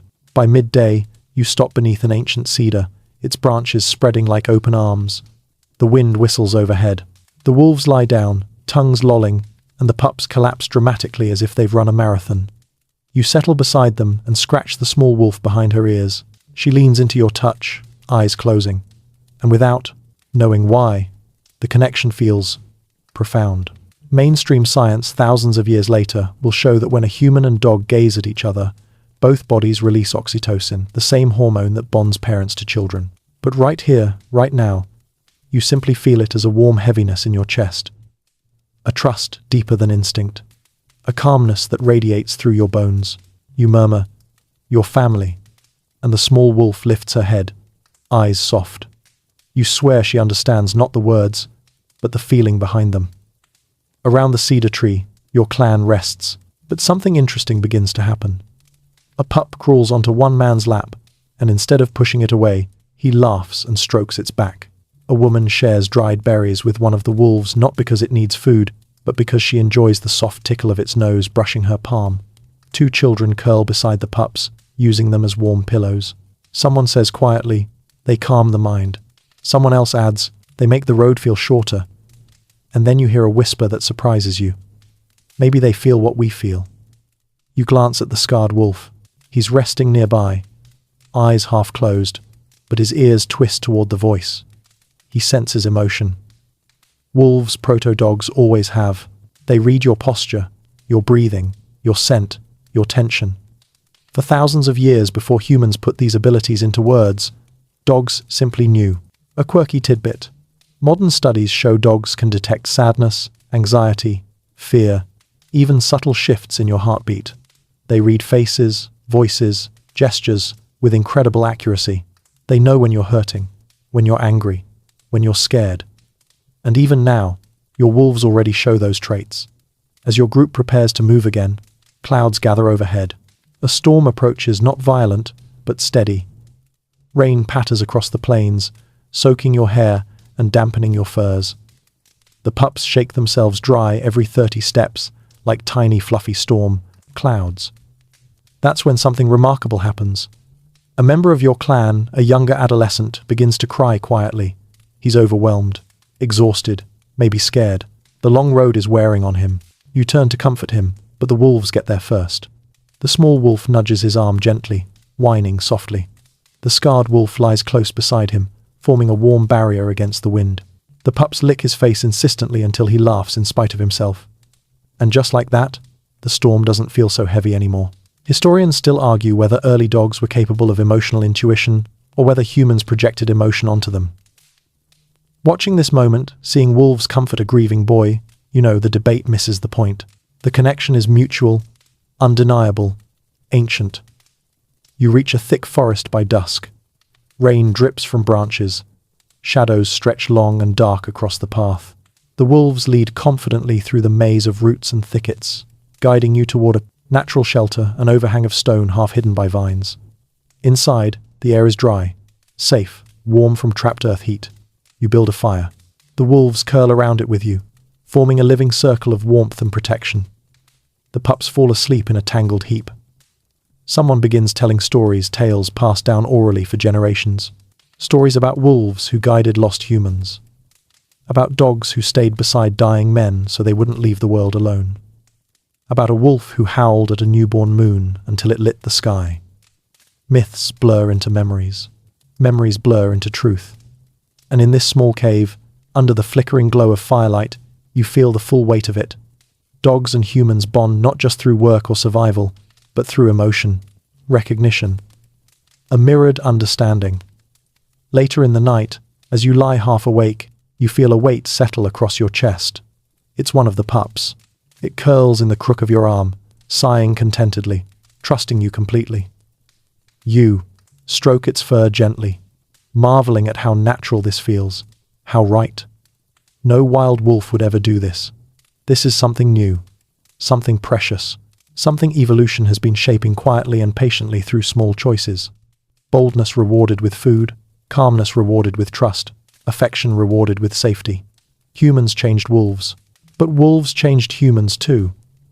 Something in your species is softer now, kinder, more attuned, more capable of empathy because of the creatures breathing beside you. You close your eyes, listening to the soft breaths of the pack, human and canine intertwined. Science will someday explain it in long words and measured data, but tonight, lying in a cave with wolves who've become your closest companions, you understand it without needing a single term. This bond isn't logical. It's emotional. It's instinctive. It's ancient, and it's only growing stronger. You wake to birdsong threading softly through the forest canopy, a gentle, fluttering melody that feels almost too peaceful for how wet and cold the world looked last night. The fire has burned down to low embers, and a faint mist rolls along the ground outside the cave. Curling around rocks like a living thing, you stretch, feeling the familiar weight of a warm, furry body draped across your feet, one of the pups, snoring softly, legs twitching in another daring dream adventure. The small wolf lifts her head the second you stir, ears perked, eyes soft. The scarred wolf sits at the cave entrance, alert, watching the forest like a sentinel carved from living stone. You sit up slowly, rubbing your eyes, and it hits you. Everything these wolves do, every look, every nudge, every shift in posture, is the result of instincts thousands of years old. Instincts now evolving into something very familiar. Modern dogs. Or rather, the ancestors of modern dogs. Because even though these animals still look like wolves, sleek, fierce, wild, their hearts are already stepping into the future. As you pack your belongings, the pups bounce awake, shaking dew from their fur in chaotic spirals. One sneezes, another yawns so dramatically, it tips over backward. A perfect reminder that no matter how ancient or majestic the lineage, puppies will always be puppies. Your clan starts walking again, weaving through the forest path. The wolves follow, slipping into formation without needing a single command, some ahead, some beside, some behind. You didn't teach them this. They chose it. They sensed it. They learned it from traveling as a pack, human and wolf together. And for the first time, you begin to notice small behaviors barely. They're gestures that don't belong to wolves at all. A pup that glances back every few steps to check on you. The small wolf circling the group to make sure no one is straggling. The scarred wolf slowing his pace for an elderly clan member.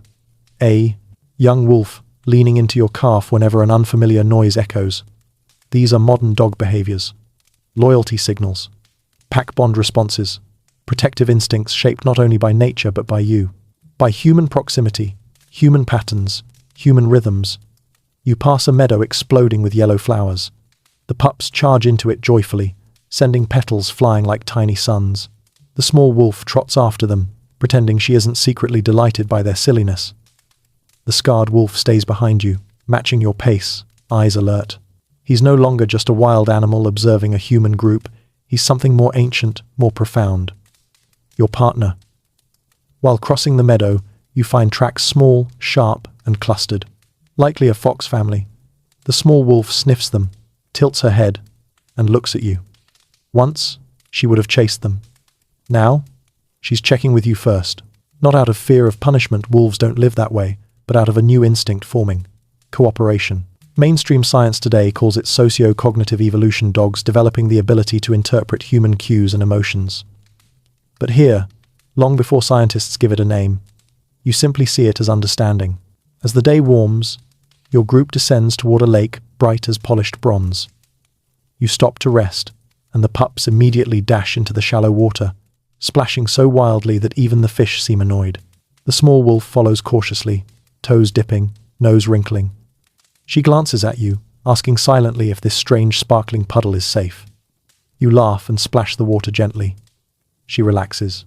Beside you, children from your clan join the pups, their laughter echoing across the lake. And in this moment, the sun warm, the water cool, the wolves and humans splashing together, you see the full circle of evolution forming, the ancient instincts of wolves mixing with the playful, companion-driven nature of dogs. A quirky tidbit from the future. Modern dogs evolved, puppy-like behaviors, because humans unconsciously selected for wolves that remain neotenous, youthful, gentle, playful. Watching your pups flop around in the lake, your clan cheering them on, you see the beginning of that selection process, accidental yet powerful. After resting, the journey continues across rolling hills, dotted with shrubs and scattered stones. Your clan's voices mix with the rustling of grass and the soft pad of paws. The wolves trail close, scanning the horizon with instincts older than human memory. By evening, the path leads you into a quiet valley, dotted with scattered huts and small gardens. Another settlement, smaller than the last but clearly organized. Smoke curls from tiny clay ovens. Tools rest beside doorways. And everywhere you see dogs. Not wolves, not proto-wolves. Dogs. Short-legged ratters darting between huts. Long-snouted herders circling goats. Lazy mutts sleeping beside the warm wall of a granary. Tiny pups chasing insects with reckless joy.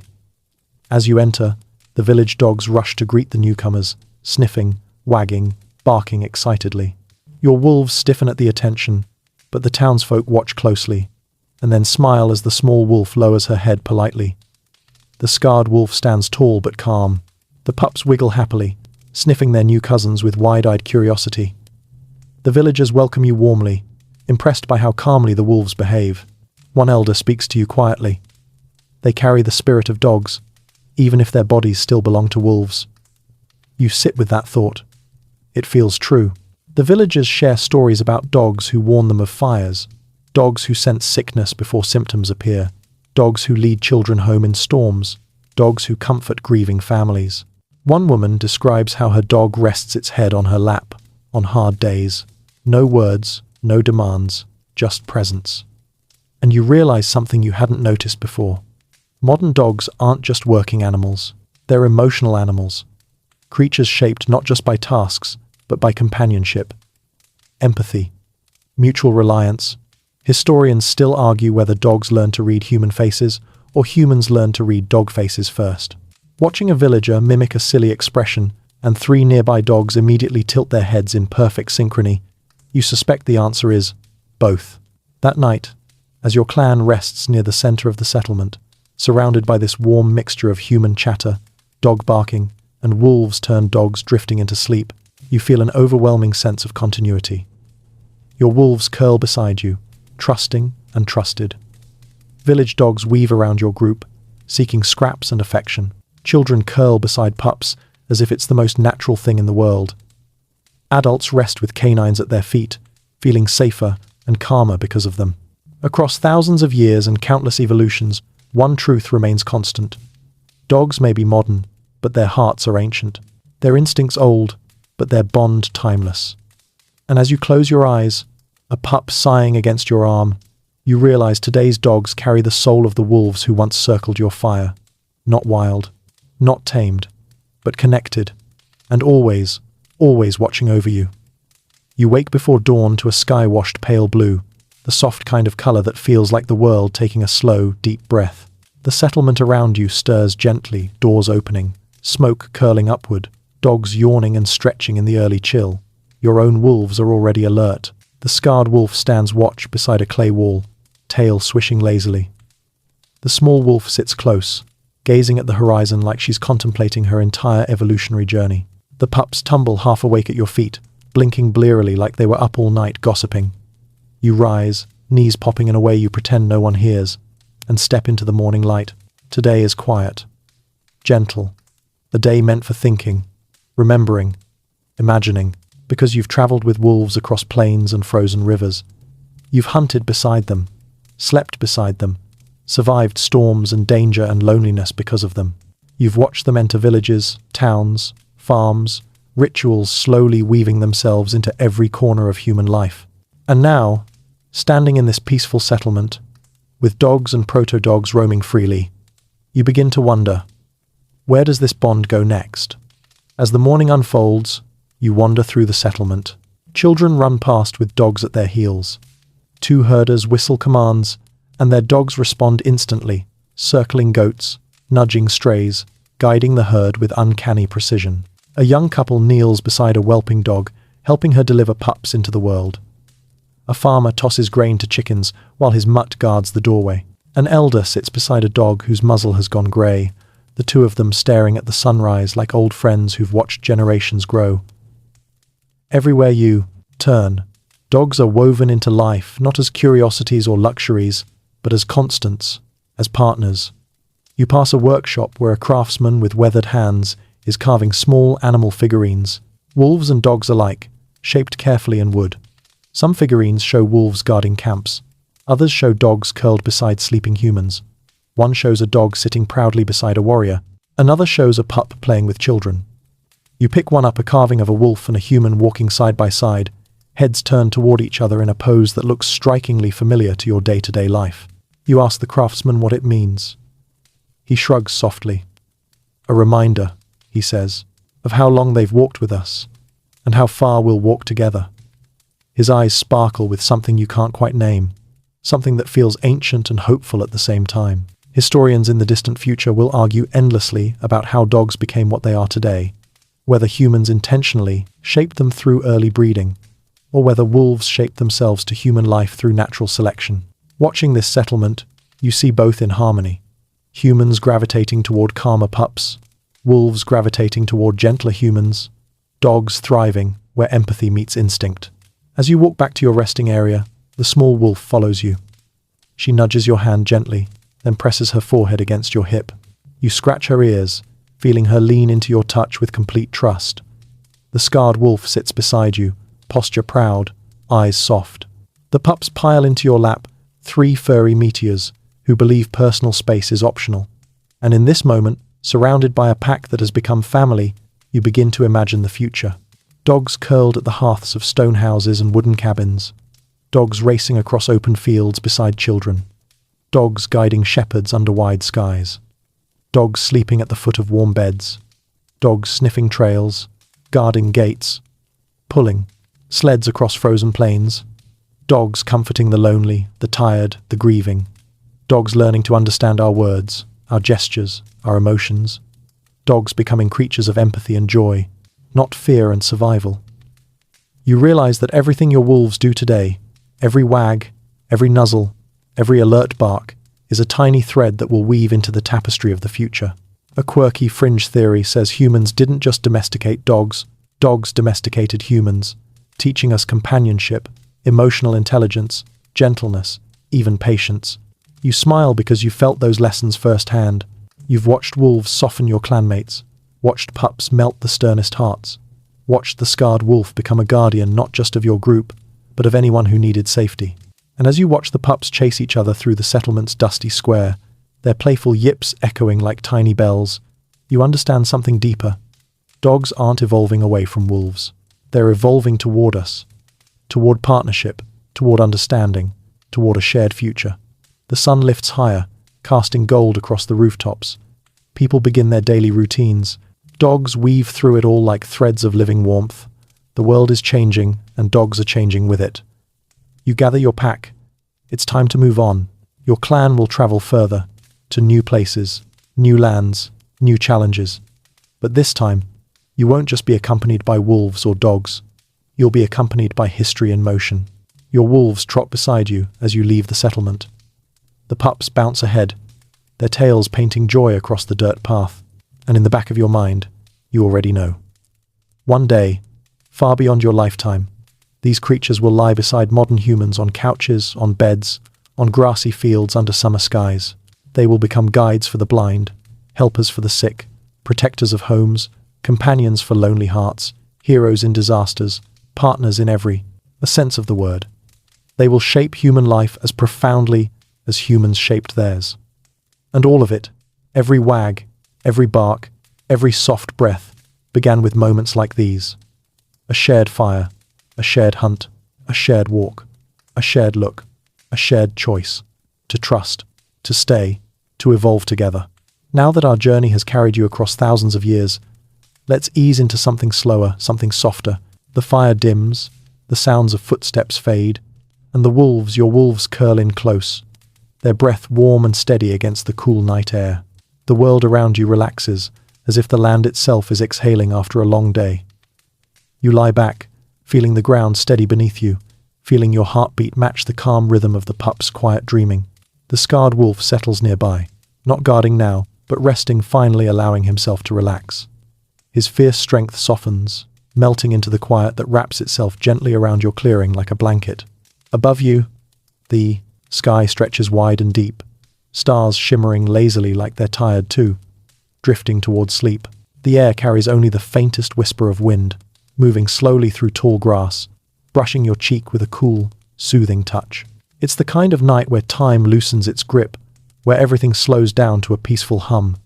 You breathe in deeply, cool air filling your lungs, calmness settling over your shoulders.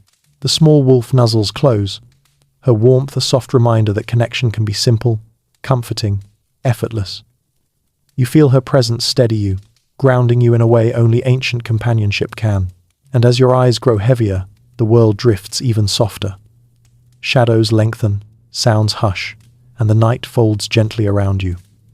You're safe, you're warm, and you're surrounded by creatures who've walked beside your kind since the first spark of fire touched stone.